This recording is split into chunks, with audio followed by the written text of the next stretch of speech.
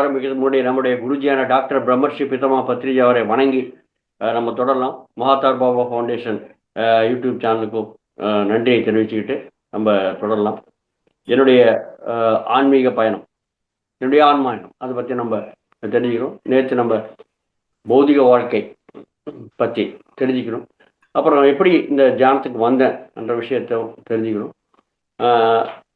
பிறகு இந்த தியானத்தினால இந்த தொழில எப்படி நம்மளுக்கு ரொம்ப அற்புதமான ஒரு சொன்னா மாற்றங்கள், பலன்கள் எப்படி கிடைச்சது என்ற விஷயத்த நம்ம தெரிஞ்சுக்கணும்.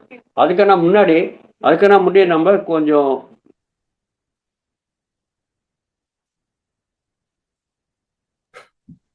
முன்னாடி நம்ம இந்த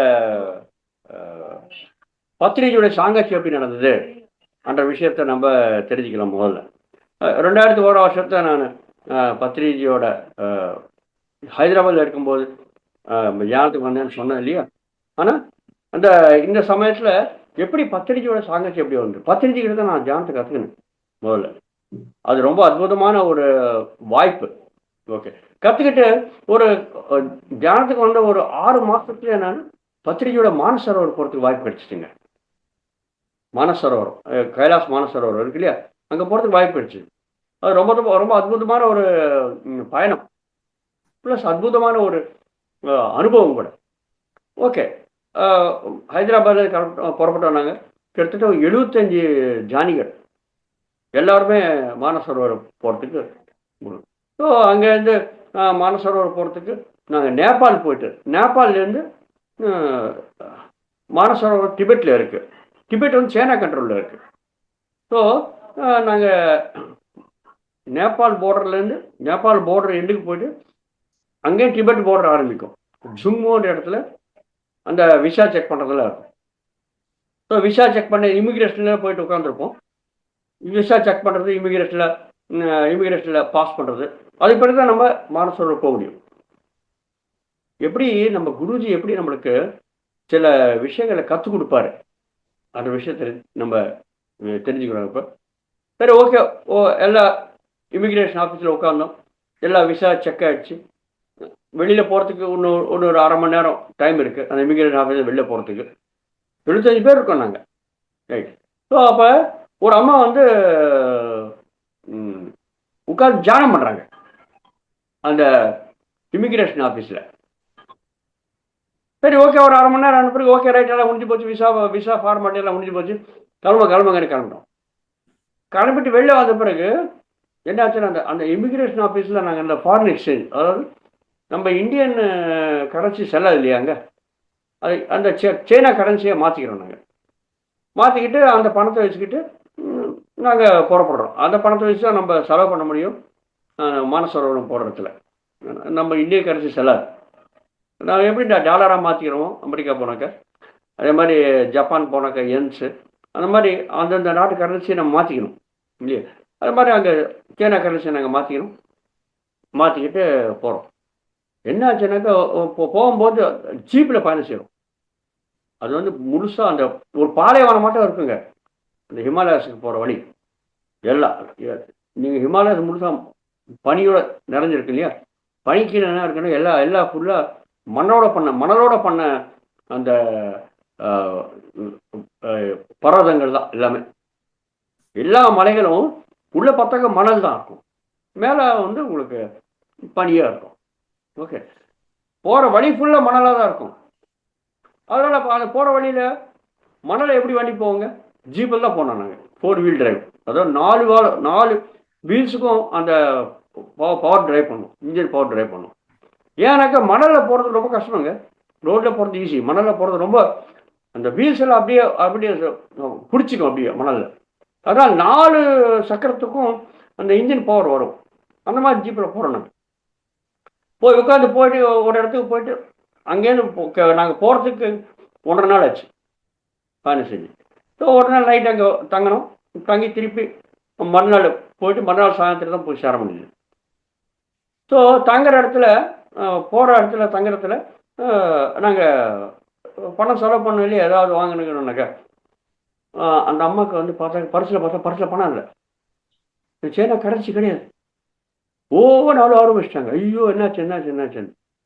என்ன ஆச்சுனாக்கா அந்த இமிகிரேஷன்ல அவங்க உட்காந்து தியானம் பண்றாங்க இல்லையா, தியானம் பண்ணும்போது யாரும் திருட்டேன் அந்த பணத்தை. பார்த்தீங்களா? அவங்க அழுவ ஆரம்பிச்சாங்க. ஐயோ ஐயோ ஐயோ! ஒரு பைசா கூட கிடையாது செலவு பண்றதுக்கு. அப்படியே அழுவ ஆரம்பிச்சிட்டாங்க. என்ன பண்ணுவாங்க? சரி ஓகே. எங்ககிட்ட இருக்கிற பணத்தை ஏதோ கொஞ்சம் குடுத்து, அவங்க செலவு ஏதோ பண்ணி நாங்க அழைச்சுன்னு போனோம். சரி மானசரோவர் போயாச்சு. போன பிறகு பத்ரி சாருடைய பிசினஸ் சொர்ணமாலா பத்ரி. இவங்க 2 பேரும் நாங்க இருக்கிற டேண்ட் பக்கத்துல தான்.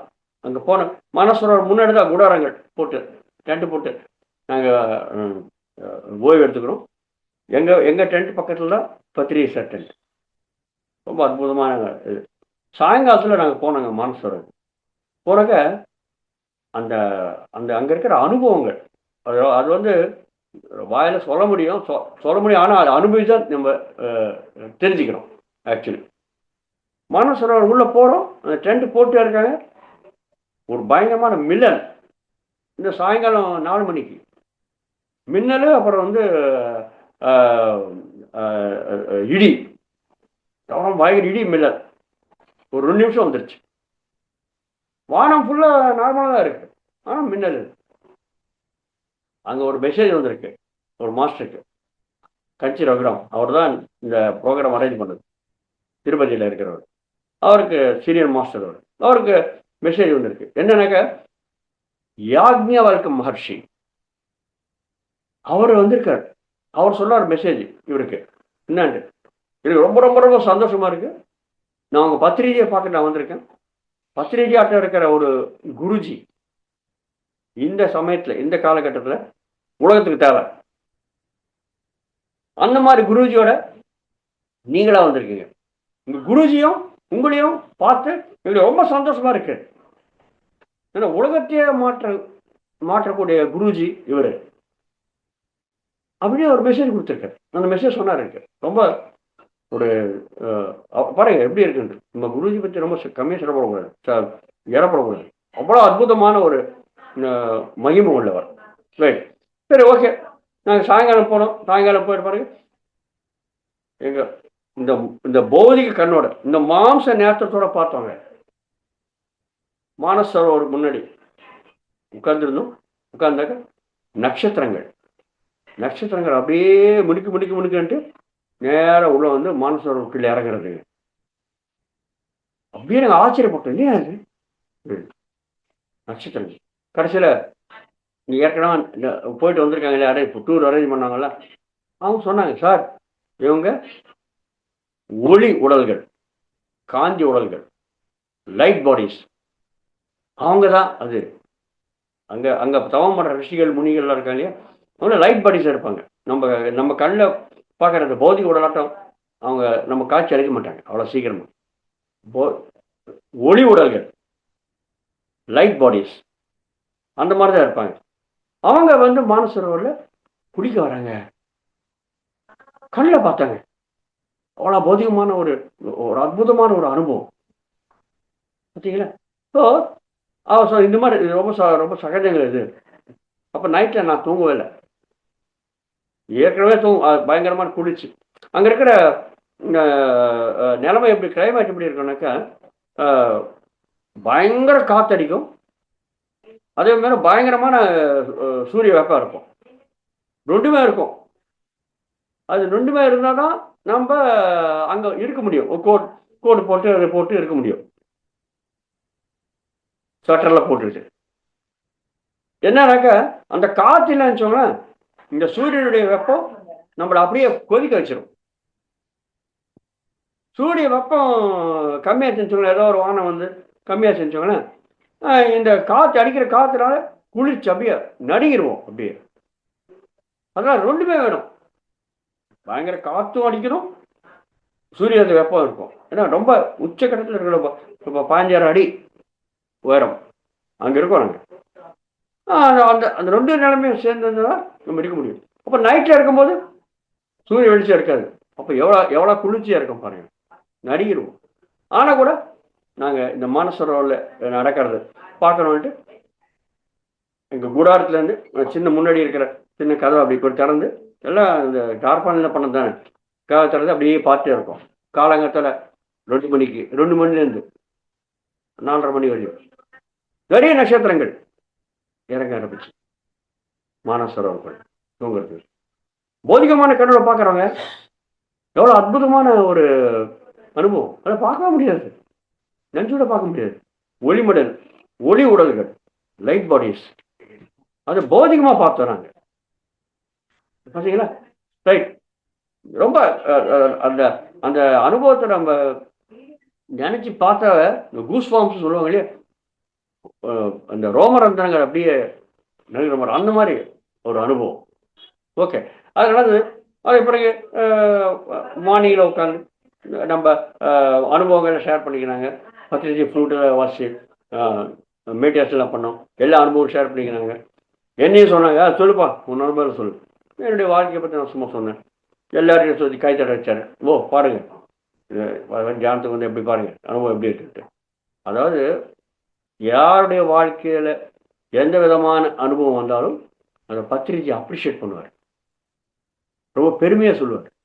எல்லாருக்கிட்டையும் பாருங்க பாருங்க பாருங்கன்ட்டு என்கரேஜ் பண்ணுவார்.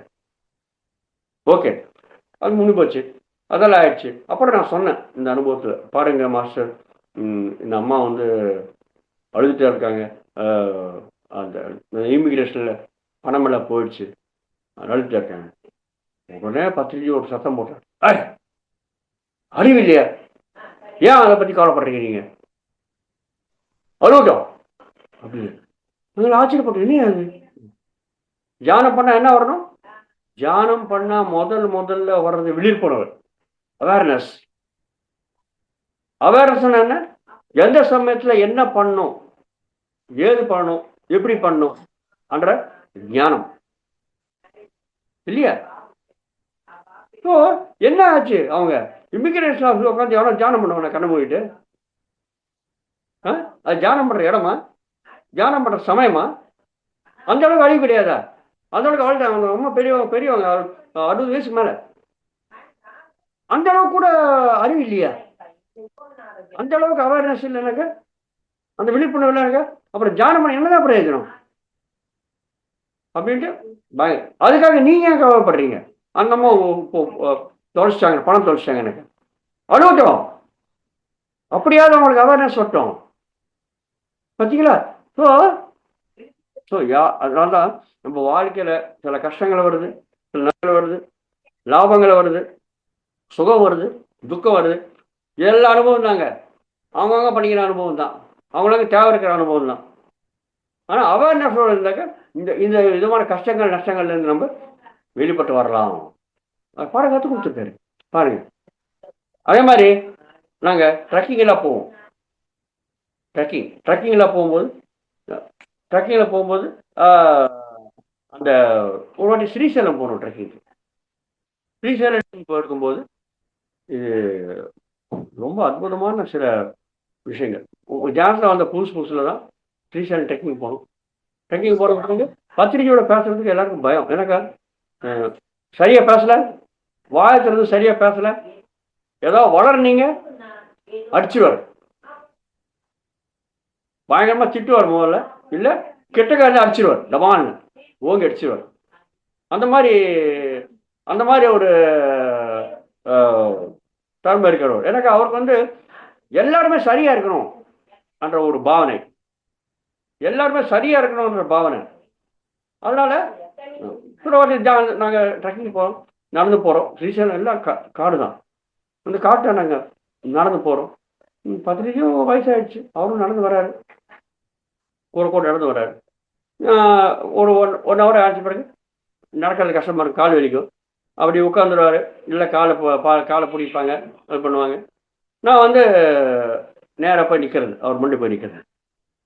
என்ன சாமி ஏதாவது சொல்லுங்க அப்படின்னுவார். நான் எதுவும் சொல்லுங்க, எனக்கு ஏதாவது வாய் திறந்து பேசினாக்க, சரியாக பேசலானுக்கு அவர் கோவம் வந்து அடிச்சிட்டாருனாக்க, அதனால வாயை மூட்டிருக்கிறது, ஒன்றும் பேசலை, வெளியே தலாட்டுறது. சரி, இன்னொரு 1 ஹவர் கழிச்சு நாங்கள் 3 நாள் ட்ரெக்கிங் அங்கே போனோம். ஸ்ரீசைலம் எல்லாம் மலை தான், காடு தான். சரி ஒரு 1 hour போன பிறகு திருப்பி அவர் காலை பிடிச்சிக்கிறது உட்காந்து காலை பிடிச்சி எல்லாம் பிடிச்சிட்டு அவங்கிறாங்க. கால் வெளியாக இருக்கு இல்லையா, நடந்து வந்ததுனால வயசானவர். திருப்பி நான் எப்படியே கை கட்ட முன்னாடி பண்ணிட்டேன். சொல்லுப்பா என்ன விஷயம், ஏதாவது சொல்லு, எதாவது சந்தேகம் சொல்லு அப்படின்னு. நான் எதுவும் சொல்லலை. இன்னொரு 1 hour கழிச்ச பிறகு திருப்பி உட்காந்தாரு. திருப்பி நான் நின்றுட்டு வந்தேன். சொல்லுப்பா ஏதாவது சந்தேகம் சொல்லுப்பா. அப்போ நான் கேட்டேன், ஜான்சன் வந்து புதுசு அதாவது கிட்டத்தட்ட வித்தின் 6 months 7 monthsக்குள்ளேயே எல்லாமே நடக்காது. மனசோர் போயிட்டு வந்தது, ட்ரெக்கிங் போயிட்டு வந்தது எல்லாமே. ஏதோ சொல்லுப்பா, கேளுப்பா, என்ன அப்படியே நிற்கிறியே நீ அப்படின்னு. அப்போ நான் கேட்டேன், சார் இந்த தியானம் பண்ணுறோமே, இந்த தியானம் பண்ணதால் என்ன பிரயோஜனம், ஏன் தியானம் பண்ணணும்னு கேட்டேன். அவ்வளோதான், அவருக்கு பயங்கர கோபம் வந்துடுச்சு. என்னையா இது பாரு, எத்தனை நாங்கள் அந்த ட்ரெக்கிங்கில் இருக்கிறவங்க கிட்டத்தட்ட 150 பேர் இருக்கோங்க. 150 பேர் போகிறோம் ட்ரெக்கிங்க்கு, எல்லா ஜானிகள் தான் இல்லையா. இத்தனை பேர் ஜானத்துக்கு வந்திருக்காங்க. நான் ஜானத்துக்கு புதுசாக வந்திருக்கேன். அவர் வருஷ கணக்கில் சொல்கிறாரு. அதுவே சமாச்சாரம். ஓகே, ஸோ என்னது என்ன கேட்குறியா இந்த கேள்வியை, ஏன் தியானம் பண்ணுன்ட்டு பயங்கர கோபம் வந்து அவருக்கு. ஆனால் கேள்வி கேளுன்னு சொன்னார் இல்லையா, நான் கேட்டேன். அப்போ அவர் ஏதாவது பதில் சொல்லணும், ஆனால் கோபம் வந்துச்சு அவரு. இன்னும் நீ சின்ன கேள்வி கேட்குறியா எனக்கு, அவ்வளோ பெரிய குரு அவர், தியானம் ஏன் பண்ணணும்னு கேட்குறியா அப்படின்ட்டு. என் பக்கத்தில் ஒரு ஆள் நின்று இருந்தார், ஒரு ஜானி. அவரை காட்டி, ஏய் இவர் சொல்லியா நீ ஏன் தியானம் பண்ணுற, தியானத்தில் பிரயோஜனம் என்ன இருக்கு. இது ஏன் சொல்கிறேன்னாக்க, எப்படி குருக்கள் நம்மளுக்கு வழிகாட்டுவாங்க, ப்ராக்டிக்கலாக வழிகாட்டுவாங்க அந்த விஷயத்த. உதாரணத்துக்காக பத்திரிகையுடைய தொடர்பு தாங்கச்சி எப்படி இருக்கும் அந்த விஷயத்த.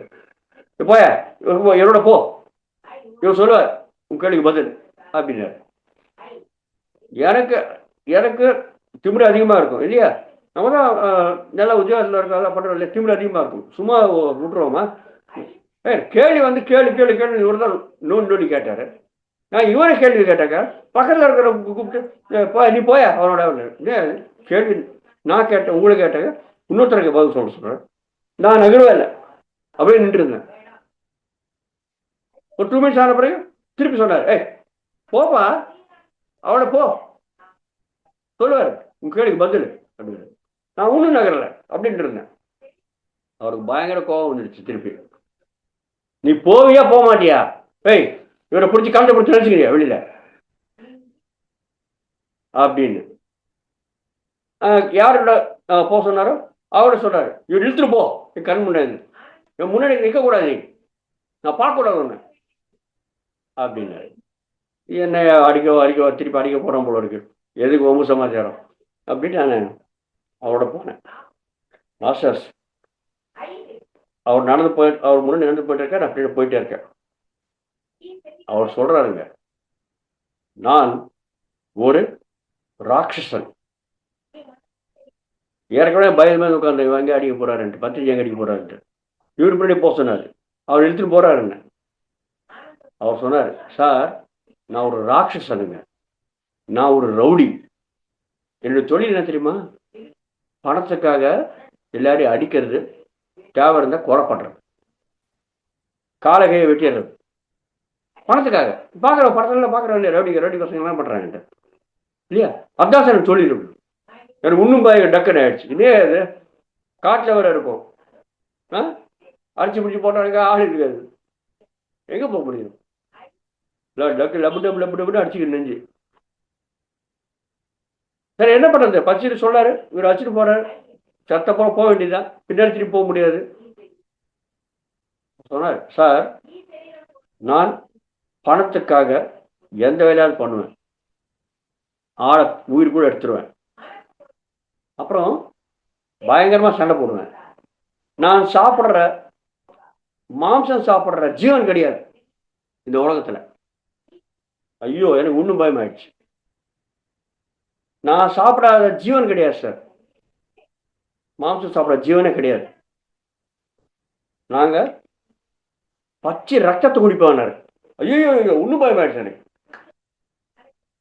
சாரி மாம்சம் சாப்பிட்றேன்னா பரவாயில்ல, இப்போ நான்வெஜ் நிறைய பேர் சாப்பிட்றாங்க, நான் ரத்தத்துக்கு பச்சை ரத்தத்தை குடிப்பேன். அப்படின்னு. அதுவும் என்ன சொன்னாரு, நான் பச்சை கழுத ரத்தத்தை குடிப்பேன். ஐயோ, இதுல கழுத ரத்தத்தை குடிப்பேன்றாரு அப்படின்னு. சார், நாங்க ரவுடி பசங்க, நாங்க அடிக்கிறோம் மற்றவங்களை. நாங்க அடிக்கிறோம் எவ்வளவு பலமா இருக்கணும். இல்லை என்ன அவங்க அடிச்சுவாங்க, நான் எப்படி சம்பாதிக்க முடியும்? என் சம்பாதனையும் இன்னொருத்தர் அடிச்சு தானே, ரவுடித்தனம் பண்ணி தானே பண்ணணும். நான் எப்படி சம்பாதிக்க முடியும்? நான் சம்பாதிக்க முடியாது. அதெல்லாம் பலமா இருக்கிறோம். நாங்கள் மாംസം சாப்பிட்றோம், எல்லாம் சாப்பிட்றோம், எல்லாம் பண்ணுவோம். நாங்கள் கழுத ரத்தத்தை குடிப்போம். கழுத ரத்தம் வந்து ரொம்ப பலம் குடிக்குமாங்க, பயங்கரமான பலம் வருமா கழுத ரத்தத்தில். அவர் சொல்லிட்டே இருக்கார், நான் லப்பு டப்பு லப்பு டப்புன்னு நெஞ்சு அடிச்சுட்டே இருக்க போய் கேட்டு இருக்கேன். எப்படியா கழுத ரத்தம் குடிப்பீங்க அப்படின்னு அவர் சொல்றாரு. என்னன்னாக்கா, கழுத காலு பின்னாடி ஒரு பாட்டில் வச்சு ஒரு ஊசி எடுத்துக்கிட்டு, அந்த ஊசிக்கு ஒரு டியூபை கனெக்ட் பண்ணி, அந்த டியூபை பாட்டிலில் வச்சு அந்த ஊசியை கழுத காலில் இருக்கிற நரங்கள் ஏற்றுவாங்க. நம்ம நம்ம உடம்புல நீங்கள் பார்த்தீங்கன்னாக்கா பலமாக இருக்க நரங்கள் கால் தான் இருக்கும். நீங்கள் 5 கிராம் இல்லை பண்ணுறதுனாக்கா கால் நரங்கள் மூலியம் தான் அனுப்புவாங்க, ஹார்ட் வழியும் நெஞ்சு வழியும் அனுப்புவாங்க அந்த டியூபை. பெரிய பெரிய டியூபு கால் தான் இருக்கும். ஏன்னா பலமாக இருக்கிற நம்ம பாடி வெயிட் ஃபுல்லாக கால் மேலே தான் நிற்கிறது. அதனால கழுத காலுக்கு பின்னாடி கால்களுக்கு இந்த பாட்டிலை வச்சு ஒரு ஊசியிலேருந்து ஒரு டியூபை வச்சு அந்த பாட்டிலில் போட்டு அந்த பாட்டிலையும் எல்லாத்தையும் கழுத காலுக்கு கட்டிட்டு கழுதை போட்டு ஒரு அடி அடிப்பாங்க. அது ஓட ஆரம்பிச்சோம். ஓடின உடனே ரத்த ஓட்டம் அதிகமாக இருக்கும் இல்லையா இல்லையா, டிக்கெட் அந்த பாட்டில் ரத்தம் வந்து சேர்ந்துடும். பாட்டில் இறங்கிடும், உடனே அந்த ஊசியை அந்த பச்சை ரத்தத்தை குடிச்சிருவாங்களாம். பாருங்க, ராட்சசன் கேள்விப்பட்டீங்களா? நம்ம எப்படி இருப்பாங்க பாருங்க, ரத்தத்தை பச்சை ரத்தத்தை குடிக்கிறாங்க. உண்மையில சொல்றாரு அவரு, நான் இந்த மாதிரி பண்ணிக்க கழுது ரத்தத்தை குடிச்சிருக்கேன். லப்பு டப்பா லப்பு டப்பா அடிச்சு பயங்கரமாச்சு. ஐயோ, கழுது ரத்தத்தை குடிச்சிருக்காங்க, இப்போ சாப்பிட மாம்சம் கிடையாது, ரவுடி பையன், இவன் பின்னாடி போக சொல்றாரு என்ன, அப்படியே ஒரே பயம் எனக்கு. சரி, ஓகே, ரைட். போயிட்டு கடைசியில், சார் அந்த மாதிரி இருக்கிற நான் ஏதோ ஒரு பேம்ப்ளெட்டில், அவர் விசாகப்பட்டினத்தில் சேர்ந்தவர், விசாகப்பட்டினத்தில் இருக்கிறவர், ஏதோ ஒரு பேம்ப்ளெட்டில் நான் பார்த்தேன் தியானத்தை பற்றி. நான் அந்த விசாகப்பட்டினத்தில் இருக்கிற ஒரு சென்டருக்கு போய் இந்த தியானம் கற்றுக்கிட்டு, நான் ராட்சசனா இருக்கிற நான் மனிதனா மாறி இருக்கிறேன் சார். ஏன் தியானத்தினால. பார்த்தீங்களா, நான் கேட்ட கேள்வி என்ன, ஏன் சார் தியானம் பண்ணணும், என்ன பிரயோஜனம் கேட்டேன் இல்லையா? என்ன பிரயோஜனம்னாக்க, முதல்ல ராட்சசனா இருக்கிறவன் மனிதனா மாறணுங்க. நம்ம மனிதனா இருக்கிறோம். மாம்சம் சாப்பிட்றவங்க எல்லாமே மனிதன் கிடையாது, ராட்சசன் தாங்க. ஒரு ஜீவனை நீங்க துன்பப்படுத்துறீங்க, ஹிம்சப்படுத்துறீங்க, ஹிம்சை கொடுக்குறீங்கன்னாக்க நீங்க ராட்சசன் தாங்க. மனித ரூபத்தில் இருக்கும், அவ்வளவுதான். குணங்கள் ராட்சச குணங்கள். சார், நான் முதல்ல மனிதனா மாறினேன், ராட்சசனா இருக்கிறவனா மனிதனா மாறினேன். இது பத்தாதாங்க என் கேள்விக்கு பதில். இதுதான் சார் நடந்தது தியானத்தினால. பார்த்தீங்களா, நான் கேட்ட கேள்விக்கு அவர் பதில் சொல்லியிருக்கலாம்.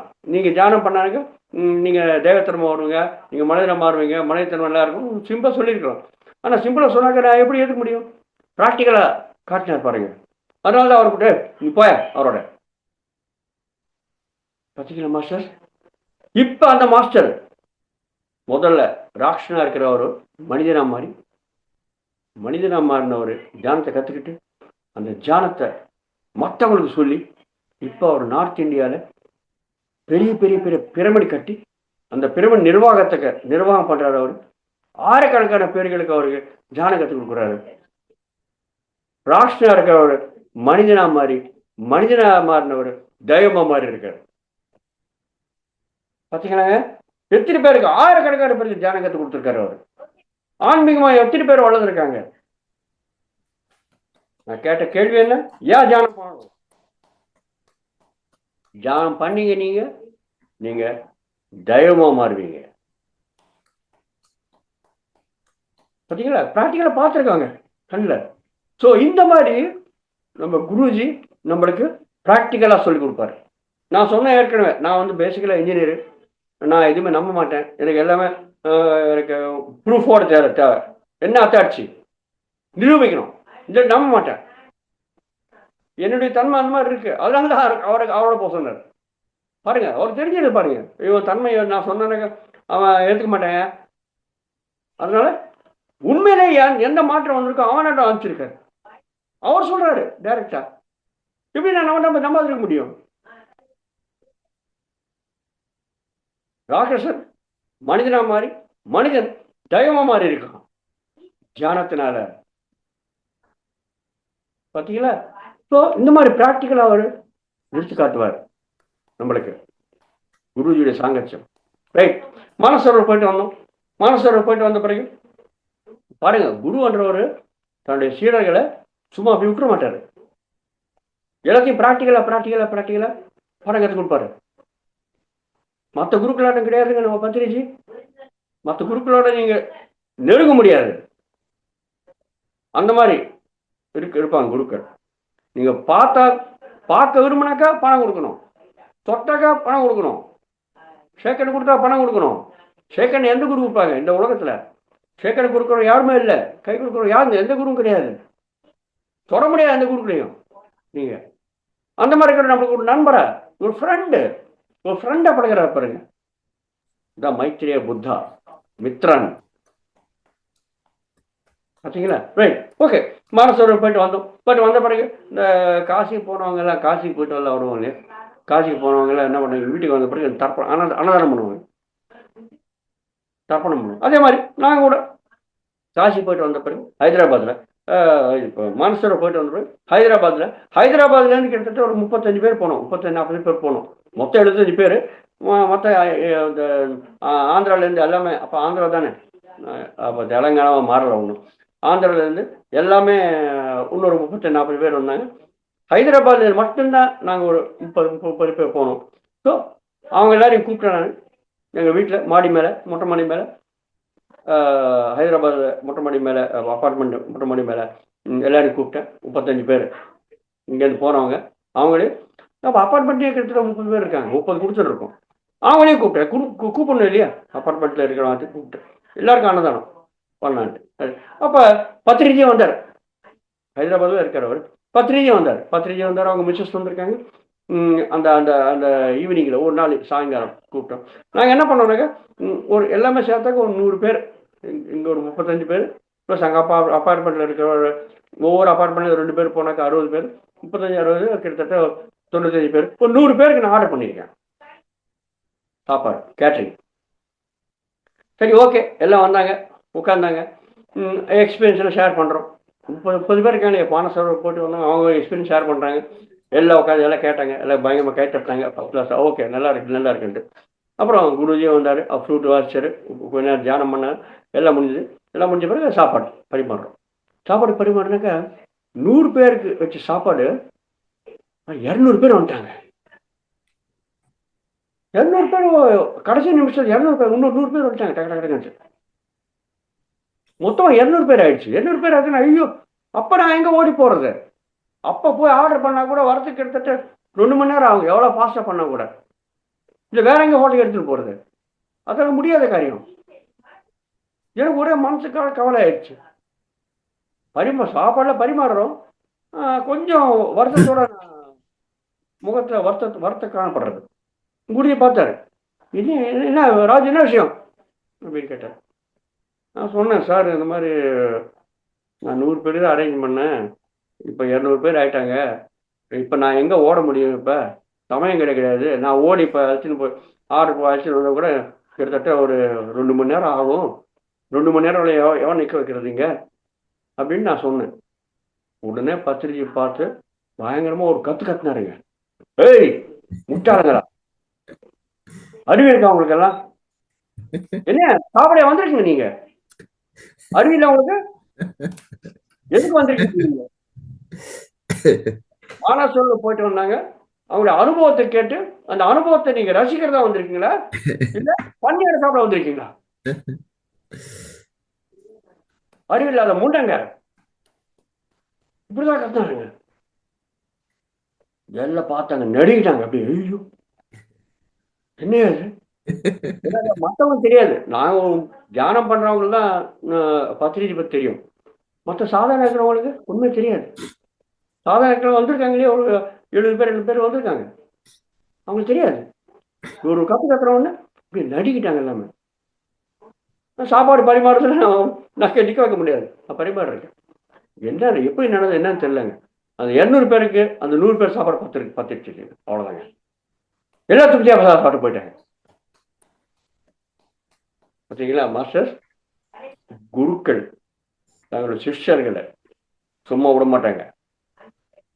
எந்த விதமான ஆபத்து நிலைமை வந்தா கூட வழிகாட்டியா இருப்பாங்க. எந்த விதமான சந்தேகம் வந்தா ஞானம் அங்க வழிகாட்டியா இருப்பாங்க. பிராக்டிக்கலா காட்டுறாங்க.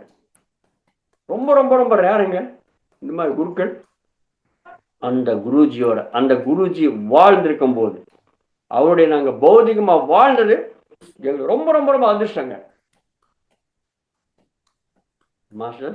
பாருங்க, இந்த மாதிரிதான் பிராக்டிக்கல் குருஜியோட தொடர்பு. ரைட். இப்ப கடந்த செக்ஷன் நான் சொன்னேன், எனக்கு ப்ரமோஷன் வந்தது. விசாகப்பட்டினம் ப்ரமோஷன் வந்து நான் ஜெனரல் மேனேஜரா போயிட்டு ராஞ்சி ஜார்க்கண்டில் ஜெனரல் மேனேஜராக எனக்கு ப்ரொமோஷன் போட்டாங்க. நான் பேசிக்கலாக நான் எலக்ட்ரிக்கல் அண்ட் மெக்கானிக்கல். ஆனால் அங்கே ஜெனரல் மேனேஜர் ப்ராஜெக்ட், அதாவது அந்த ப்ராஜெக்ட் எப்படின்னு ஏர்போர்ட், புதிய ஏர்போர்ட் கட்டணும், அந்த ரன்வே கின்வே எல்லாத்தையுமே நீங்கள் புதுசாக்கணும். அந்த வேறு, அதாவது ஃபவுண்டேஷன் லெவல்லேருந்து ஆரம்பித்து ரூஃப் போட்டு ஏர்போர்ட் ஹேண்ட் ஓவர் பண்ணணும், விமானங்கள் வரத்துக்கு போகிறதுக்கு தகுந்த மாதிரி, அந்த மாதிரி ப்ராஜெக்ட். நான் பேசிக்கலாக எலக்ட்ரிக்கல், ஆனால் முழுசாக சிவில் எல்லாமே எல்லாம் ஆயிடுச்சு. Civil, electrical, electronics, mechanical, communication, IT, horticulture, advertisements, commercial, இத்தனைக்கு நான் இன்சார்ஜ். எல்லாத்தையும் பண்ண அப்போதான் ஏர்போர்ட் முடிக்க முடியும். ஏர்போர்ட் சர்வசாதாரணமாக நிற்காதுங்க. எவ்வளோ வேலைகள் இருக்குது தெரியுமா? அதில் எக்கச்சக்கமான வேலைகள். ஃபவுண்டேஷன் லெவல்லேருந்து நாங்கள் ஆரம்பித்து ஹேண்டிங் ஓவர் வரலையும் பண்ணணும், அந்த மாதிரி வேலை. அப்போ ஏன்னா பேசிக்கலாக நான் எலக்ட்ரிக்கல், நான் சிவில் கூட இன்சார்ஜ். சிவில் ஆளுங்கெல்லாம் கீழே இருப்பாங்க. அப்போ நான் அந்த சிவில் ஆளுங்களோட வேலை வாங்கணும். இப்போ சிவில் எனக்கு தெரியாது. அப்போ நான் எல்லா கான்செப்ட் கூட அத்தனை டிராயிங்கில் நான் படித்து ஃபுல்லாக படித்து சிவில் இன்ஜினியர்ஸ் பண்ணுறதோட அதிகமாக அவங்கள்ட்ட வேலை வாங்கியிருக்கேங்க. இந்த வாய்ப்பு ஏன் வந்திருக்கு அப்படின்னாக்கா பாருங்க, நம் ரொம்ப கஷ்டமான ஒரு இக்கட்டான ஒரு நிலைமை. இல்லாட்டி சிவில் இன்ஜினியர் கீழே இருக்கவங்க நம்மளை ஏமாச்சிருவாங்க. நம்ம சொல்றதை கேட்க மாட்டான், கண்ணமான பண்ணிடுவாங்க. எல்லாம் ப்ராஜெக்ட் நாரிடும், வேலை பண்ண முடியாது. நம்மளை தூக்கி எங்கே தூக்கி போட்டுருவாங்க. இல்லாட்டி நம்ம பேர் ரிப்பேர் ஆகிடும். இந்த மாதிரி ஒரு நிலைமை. அப்போ நான் அத்தனையுமே எல்லா டிராயிங் படித்து அது சிவில் இன்ஜினியரிங்கை முழுசாக கற்றுக்கணுன்ற அந்த மாதிரி ஒரு நிலைமை எடுத்துன்னு வந்தாதான் அதில் நீங்கள் முன்னேற முடியும், அந்த ஞானத்தை பெற முடியும். பேசிக்கலாக நான் இன்ஜினியர் தான், சிவில் பற்றி தெரியும், ஆனால் முழுசா அது மேலே கற்றுக்கணும் இல்லையா? ஸோ நான் முதல்ல சொல்லிட்டே இருக்கேன், எந்த விஷயத்தாவது மனப்பூர்வமா முழு ஈடுபாடோட பண்ணுறேன்ட்டு கற்றுக்க வேண்டியதாகிடுச்சு. முழுசாக கற்றுக்கிட்டு எந்த அளவுக்கு கற்றுக்கினேனாக்கா எங்க கீழே வேலை பண்ணுற சிவில் இன்ஜினியர்ஸ் அத்தனை பேருமா நடிக்கிறாங்க. நான் சொல்கிறேங்க என்ன சொல்கிறேன், அந்த அளவுக்கு கற்றுக்கிட்டு நான் கமெண்ட் பண்ண ஆரம்பித்தேன். ரைட். இப்போ என்ன நடந்ததுனாக்கா, அந்த ஏர்போர்ட் பில்டிங் எப்படி இருக்கும் அப்படின்னாக்கா, அது வந்து கொடையாட்டம் இருக்கிற ரூஃப், அதாவது தளம் வந்து கொடையாட்டம் இருக்கும், பெரிய பெரிய கொடை, 6 கொடைகள் ஒரு சேர்ந்தது அந்த ஏர்போர்ட் தளம், அந்த ரூஃப். அந்த கொடை எப்படி இருக்கும் நீங்கள் பார்த்துருப்பீங்க. கொடை எப்படி இருக்குன்னாக்கா, கம்பியெல்லாம் கட்டியிருப்பாங்க இல்லையா, உள்ள கம்பியில் கட்டி அது மேலே துணி போட்டிருப்பாங்க. கொடை அதான கொடை இருக்கும், கொடை கட்டிருக்கும். அதே மாதிரி தான் இருக்கும். இந்த கம்பியோட முதல்ல கட்டி, கம்பியெல்லாம் அங்கே பெரிய பெரிய ராடு, இரும்பு ராடு, ஸ்டீல் ராட்ஸோட அந்த ஒரு ஸ்ட்ரக்சர் கட்டி, அது ஸ்பேஸ் ஃப்ரேம் ஸ்ட்ரக்சர் அப்படின்னுவாங்க அது பேர். அதை கட்டி ஒரு ராடு, பெரிய பெரிய ராடு, அதாவது 10 அடி 15 அடி நீளம் இருக்கிற ராடு கட்டி ஒன்றுக்கு ஒன்று போல்ட் போட்டு ஜாயின் பண்ணி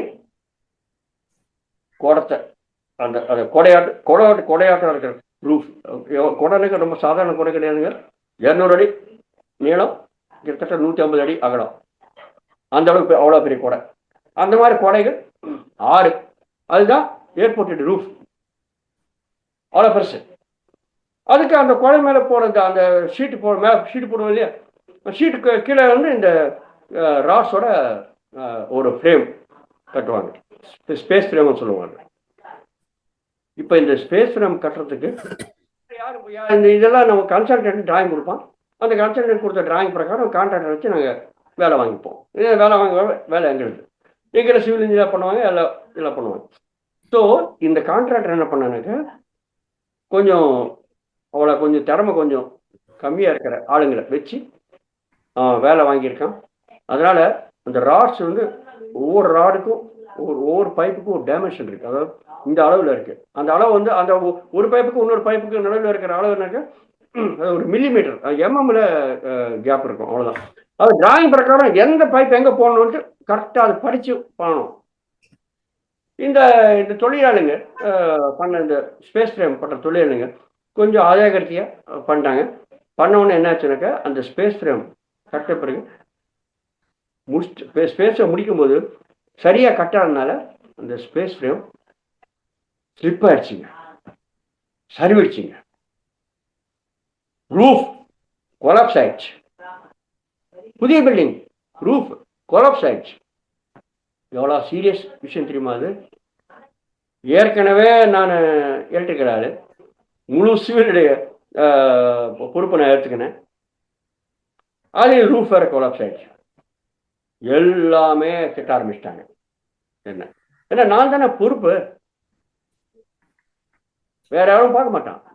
பயங்கரமா திட்ட ஆரம்பிச்சிட்டாங்க. மேல இருக்கிற திரும்பி சேர்மன் லெவல், மினிஸ்டர் லெவல் எல்லாமே திட்ட ஆரம்பிச்சிட்டாங்க. என்ன அறிவு இருக்கும் அவனுக்கு? யார் மாதிரி பண்ண, நீ தான் பொறுப்பு, என்ன பண்ணேன்னு தெரியாது, சரி பண்ணு அப்படின்னு கத்த ஆரம்பிச்சிட்டாங்க.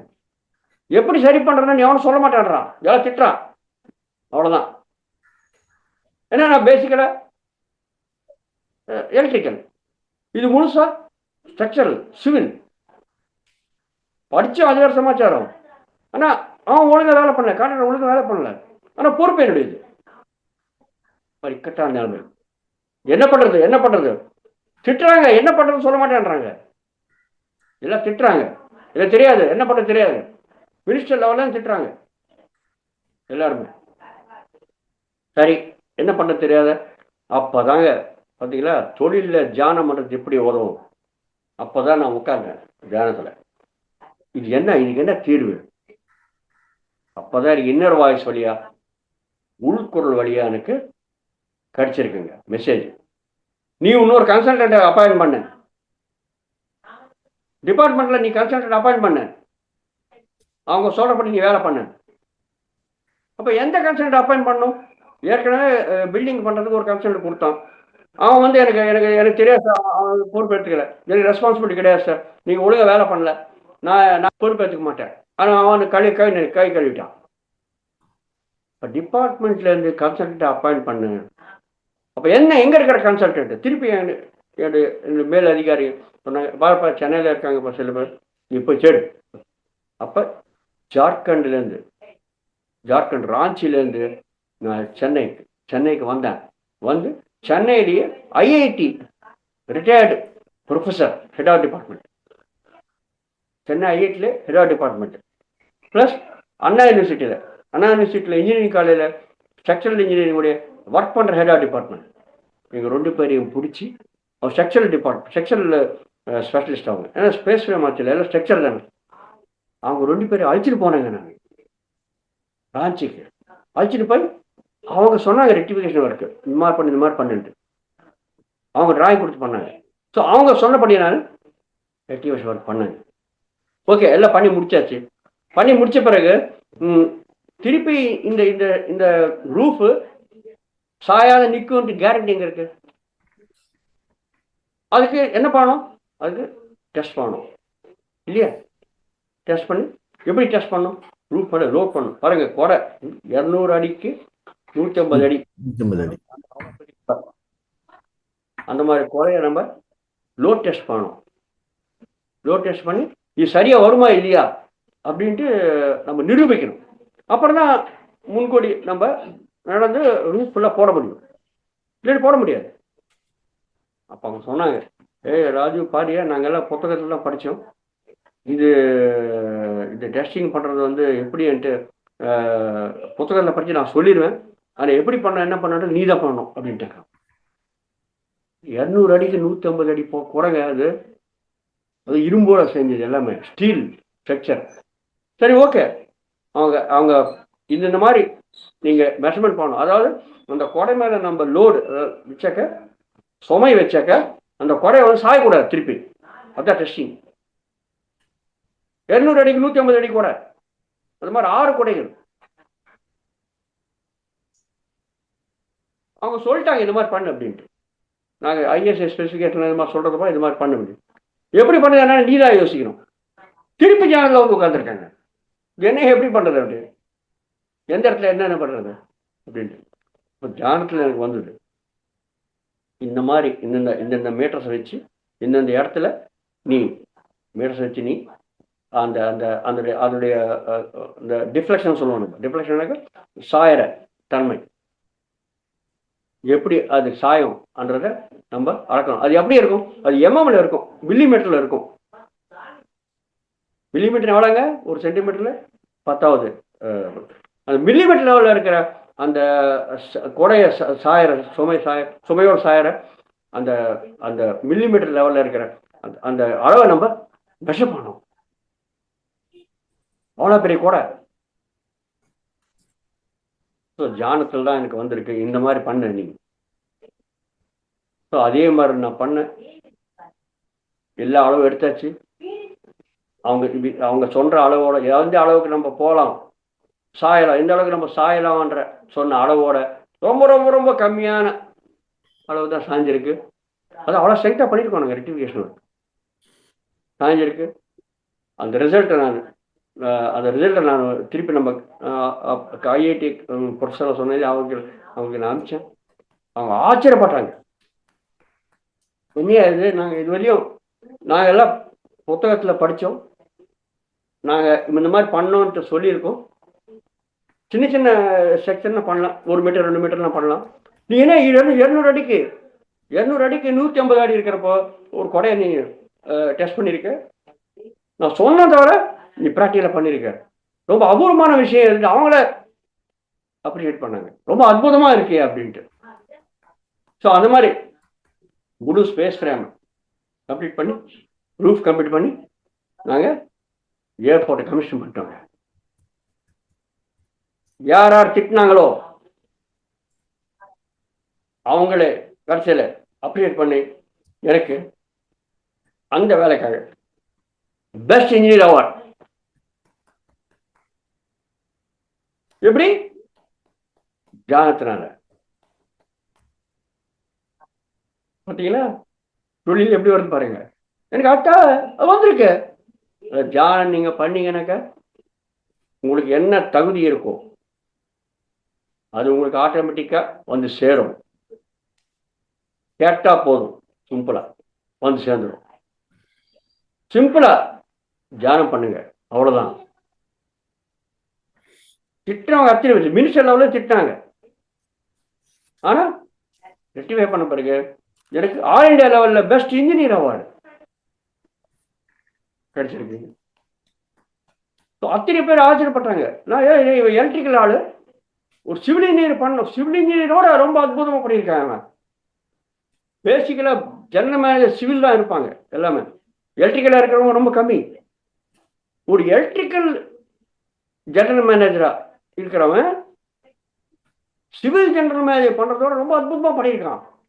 இப்படி ஆல் இண்டியா லெவல்ல, இந்தியா லெவல்ல மொத்தம் அந்த விஸ்வேஸ்வரையா அவார்டு இருக்கு இல்லையா, விஸ்வேஸ்வரையா அவார்டு கொடுப்பாங்க, best engineers award. Engineers day வரும் November 14th. அதில் கூப்பிட்டு அவார்டு ஆல் இண்டியா லெவலில். ஸோ என்னுடைய பேர் வந்து இந்தியாவில் இருக்கிற அத்தனை பேருக்கு தெரிஞ்சு போயிடுச்சு. ஒரு மூணு ராஞ்சி ஏற்பட்ட வேலை பண்ணுறது எல்லாரும் சொல்ல ஆரம்பிச்சு, திட்டம் அத்தனை பேரும் திருப்பி புகழ ஆரம்பிச்சிட்டாங்க. பாரியா, உங்களுக்கு ஏதாவது சந்தேகம் அவனை போய் கேளு பாருங்க. ஜானம் இப்படி வந்திருக்கு பார்த்தீங்களா? ஸோ இந்த மாதிரி ஸோ எப்போ நம்ம ஃபுல்லாக முடிச்சிட்டோம். சொன்னேன் ஹைதராபாத் ஏர்போர்ட்டில் முதல்ல வேலை கிடைச்சதுன்னு சொன்னேன். அப்போ தான் நான் இந்த சென்னை விட்டு கிளம்பியாச்சு. நான் ஒரு 30 வயசில் நான் சென்னை விட்டு கிளம்புனேன். 27 வருஷங்கள் அத்திரி ஏர்போர்ட்லேயும் நான் சுற்றி இந்தியா முழுச சுற்றி வேலை பண்ணேன். போகும்போதெல்லாம் நான் கேட்பேன், சார் சென்னையில் எனக்கு வேலை கொடுங்க, சென்னையில் எனக்கு வேலை கொடுங்க, சென்னை ஹோம் டவுனு, நாங்கள் அங்கே வேலை கொடுக்க மாட்டேன்றீங்க நீங்கள். முடியாதியா, எங்கே வேலை இருக்காங்க போய் வேலை பண்ணுறவன் நீ சென்னையில் போய் உட்கார என்ன அர்த்தம்? இப்போ இங்கே வேலை பண்ண அங்கே வேலை பண்ண பயங்கர வேலை வாங்கிட்டேங்க. என்ன வேலை பண்ணுறதுக்கு எந்த தகுந்த மாட்டேன், எந்த விதமான பின்னும் வாங்குறது கிடையாது. வேலை பண்ணுறவன் தேவைப்பா, அது எந்தெந்த இடத்துல கஷ்டமான இடம் இருக்கும் அந்த இடத்துல தூக்கி போட்டுருவாங்க. என்ன வேலை பண்ணு ராஜி, நீ போய் சென்னையில் போய் உட்காந்து அப்படியா, வேலை இருக்கிற இடத்துல நீ போனியா அப்படின்னு தூக்கி போட்டுருவாங்க. சரி, ஓகே, எல்லாம் முடிஞ்சு. அப்போ ராஞ்சி ப்ராஜெக்ட் முடிக்கும் போது என்னுடைய வயசு 57 வருஷங்கள். சார் நல்லபடியாக முடிச்சாச்சு, எவ்வளோ கஷ்டமான விஷயங்கள் முடிச்சாச்சு. ஒரு 3 வருஷத்துக்கு முன்னாடி ரிட்டையர் ஆகிறதுக்கு முன்னாடியாவது இந்த தயவுசெய்து சென்னைக்கு போஸ்ட் பண்ணுங்க அப்படின்னாங்க. சரி, ஓகே, எவ்வளோ கஷ்டப்பட்டாச்சு, நிறைய பண்ணியாச்சு நீ, ஓகே அப்படின்ட்டு சேர்மன் சென்னை ட்ரான்ஸ்ஃபர் பண்ணிட்டேன். 2014 வருஷத்தில் நான் சென்னை ஏர்போர்ட்டுக்கு வந்தாங்க. அந்த மாதிரி ஓகே. அப்போ சென்னை ஏர்போர்ட் எல்லா மெயின்டெனன்ஸ், எலக்ட்ரிக்கல், மெக்கானிக்கல் அத்தனைக்கும் நான் இன்சார்ஜ். என்னுடைய ஃபீல்டு தான் வந்திருக்கேன் நான். அப்போ ப்ராஜெக்ட் வேலையை பண்ணேன், எல்லாம் பண்ணேன். இப்போ என்னுடைய ஃபீல்டு மட்டும் தான் நான் வந்திருக்கேன். சென்னை ஏர்போர்ட்டுக்கு வேலை பண்ணேன். ரொம்ப கொஞ்சம் சந்தோஷமாக இருக்குது. பரவாயில்லப்பா, எனக்கு அவ்வளோ வேலை கிடையாது, என்னுடைய ஃபீல்டு தான் எனக்கு வேலை அப்படின்ட்டு பேசாமல் சென்னை ஏர்போர்ட்டில் இருக்கிற அத்தனை இன்டர்நேஷனல் ஏர்போர்ட், பெரிய ஏர்போர்ட், அந்த ஏர்போர்ட்டில் இருக்கிற எல்லா வேலைகளும் எலக்ட்ரிக்கல், மெக்கானிக்கல் வேலையை பண்ண ஆரம்பித்தேன் நான். ரொம்ப சந்தோஷமாக இருக்குது, குஷியாக இருக்குது. சென்னைக்கு வந்துட்டோம்ப்பா அப்படின்ட்டு. ஓகே, சென்னையிலே ஒரு சொந்த வீடு இருக்குது, அந்த வீட்டுக்கு வந்துட்டேன் நான் கடைசியில். பாருங்க மாஸ்டர்ஸ், நீங்கள் தியானம் பண்ணுறதுனால நீங்கள் சன்னியாசி ஆக வேண்டிய அவசியம் கிடையாது. சம்சாரியாக இருந்து சம்சாரத்தில் சன்னியாசியாக வாழணும். நான் குடும்பத்தை விட்டு விலகலை, ஓடில்ல, காட்டுக்கு போல, எங்கேயும் போல, சம்சாரத்தில் இருந்து எல்லா பொறுப்புகளையும் ஏற்றுக்கிட்டு, தொழில் பொறுப்புகளை ஏற்றுக்கிட்டு, அத்தனையுமே ஏற்றுக்கிட்டு, நிறைய பணமும் சம்பாதிச்சு பௌதிகமா வாழ்க்கையில கூட எல்லாத்தையும் சந்தோஷமா அனுபவிச்சாங்க. பொருளாதாரத்திலையும் கூட நிறைய முன்னேற்றம் வந்திருக்கு. சென்னையில ஒரு வீடு இருக்கு. அந்த சொந்த வீட்டுக்கு வந்துட்டேன் 2014 வருஷத்துல. ஓகே, ரைட், நல்லா இருக்கு. தியானத்தினால நீங்க சம்சாரத்துல சன்னியாசியா வாழ்வீங்க. எங்க விட்டு ஓட வேண்டிய அவசியம் கிடையாது. அதுதான் சொல்ல விரும்புறேன். ஓகே, ஸோ சென்னை வந்தாச்சு, ரொம்ப சந்தோஷம், ஒரு ப்ராப்ளம் கிடையாது, இப்போ ஜாலியாக இருக்கலாம் அப்படின்ட்டு. இங்கே என்னாச்சுனாக்க, இந்த சென்னையில் வந்து உட்கார்ந்த பிறகு நான் பாட்டு வேலை பண்ணிட்டே இருக்கேன். இந்த சென்னையில் தமிழ்நாட்டில் ஒரு மீட்டிங் ஆர்கனைஸ் பண்ணாங்க. என்னன்னாக்க, உலகத்தில் இருக்கிற எல்லா விதமான முதலீடுகள், அதாவது பிஸ்னஸ் மேன் இருப்பாங்க இல்லையா, அவங்க எல்லாரையும் வச்சு பாரத நாட்டில் நிறைய இடத்துல தொழில் ஆரம்பிக்கிறோம், ஃபேக்டரிஸ்ல ஆரம்பிக்கிறோம், அதுக்கு முதலீடு வைக்கிறதுக்கு ஆளுங்களை வர வைக்கணும்ட்டு அந்த பெரிய மீட்டிங், அது வேர்ல்டு ட்ரேட் அப்படின்வாங்க, வேர்ல்டு ட்ரேட்ஸா. அந்த வேர்ல்டு ட்ரேட் மீட்டிங்கை வந்து இந்த இடத்துல ஆர்கனைஸ் பண்ணியிருக்காங்க, தமிழ்நாட்டில் ஆர்கனைஸ் பண்ணியிருக்காங்க, பாரத நாட்டுடைய வேர்ல்டு ட்ரேட் மீட்டிங். ஓகே, அந்த பொறுப்பை இங்கே தமிழ்நாடு கொடுத்துருக்காங்க. அப்போ யார் சீஃப் மினிஸ்டர்? ஜெயலலிதா அம்மா. Jayalalithaa chief minister. இங்கே சென்னை ஏர்போர்ட் வழியாக வரணும் எல்லாமே. எல்லாம் இப்போ உலகில் இருக்கிற பெரிய முதல்ல இருக்கிறவங்க எப்படி வருவாங்க? சென்னை ஏர்போர்ட் வழியில் வரணும். சென்னை ஏர்போர்ட் பார்த்தீங்கன்னா ரொம்ப பழைய ஏர்போர்ட்டுங்க, பூத் பங்களாட்டம் இருக்கும். இப்போ உலகத்தில் இருக்கிற பெரிய முதலில் இருக்கிறவங்க இந்த சென்னை ஏர்போர்ட் வழியாக வந்து இந்த மீட்டிங்கில் பங்கு பெற்று பாரத நாட்டில் நிறைய இடத்துல அவங்க முதலீட்டு நிறைய ஃபேக்டரிஸ்ல ஆரம்பிக்கணும். அதான் நோக்கம். ஆனா ஏர்போர்ட் பார்த்தா பூத் பங்களாட்டம் இருக்கு. ஏர்போர்ட் பார்த்தாங்க வர்றவங்க எப்படி அவங்க பாரத நாட்டில் நம்ம முதலீடு அவங்க என்ன வரும்?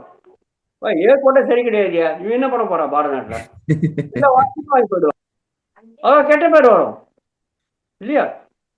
தமிழ்நாடு கெட்ட பேர் வரும். தமிழ்நாடு கிடையாது, இப்போ முழு பாரத நாட்டுக்கே கெட்ட பேர் வந்துடும். பாரத நாட்டுடைய பாரத நாட்டுக்கு இருக்க நிறைய இடத்துல இந்த தொழில் ஆரம்பிக்கிறது தான் அந்த மீட்டிங் நடக்கிறது. தமிழ்நாடு நடக்கிறது, சென்னை நடக்கிறது. மொத்தத்தை ஏர்போர்ட்னால கெட்ட பேர் வரதுக்கு வாய்ப்பு இருக்கு. உடனே சீஃப் மினிஸ்டர் ஜெயலலிதா லெட்டர் எழுதிட்டாங்க. யாருக்கு? பிரைம் மினிஸ்டருக்கு. சென்னை ஏர்போர்ட் பூத் பங்களாட்டம் இருக்கு, இந்த மாதிரி இருக்க ஏர்போர்ட் தானக்க வர காரிச்சு போடுவாங்க. ஒருத்தன் கூட இந்தியாவில் வந்து இட மாட்டாங்க, நம்மளுக்கு கெட்ட பேர் வந்துடும். இதில் சென்னை ஏர்போர்ட் அதுக்கு பொறுப்பு. தமிழ்நாட்டில் வைக்கணும். என்ன பண்றது? பிரைம் மினிஸ்டர் எழுதிட்டாங்க. Prime minister civil aviation minister எழுதிருக்காங்க. சிவில் ஏவியேஷன் மினிஸ்டர் எங்க சேர்மனுக்கு. எங்க சேர்மன் ஏர்போர்ட் டேரக்டருக்கு. சென்னை ஏர்போர்ட் டேரக்டருக்கு என்ன கடைசியில் பண்ண வேண்டியது? கீழே இருக்கிறவங்க தான் பண்ணணும் வேலை. சேர்மனை பண்ணுவார், மினிஸ்டர் பண்ணுவான். யாரு தொழில் பிராக்டிக்கல் யார் வேலை பண்ணணும்? கீழே இருக்கிறவங்க. இந்த சென்னை ஏர்போர்ட்டுக்கு அதிகாரி ஏர்போர்ட் டேரக்டர். ஏர்போர்ட் டேரக்டர் நாங்கெல்லாம் இருக்கோம். இல்லை இல்லை, என்ன பண்ண தெரியாது, நீ பண்ணு அப்படி. எப்படியா ஏர்போர்ட்டை காட்டுறது? ஏர்போர்ட் இடிச்சு கட்ட முடியுமா? 3 மாசம் தான் டைம் இருக்கு. 3 மாசம் டைம் இருக்கு அந்த மீட்டிங்க்கும் இந்த லெட்டர் வரத்துக்கும்.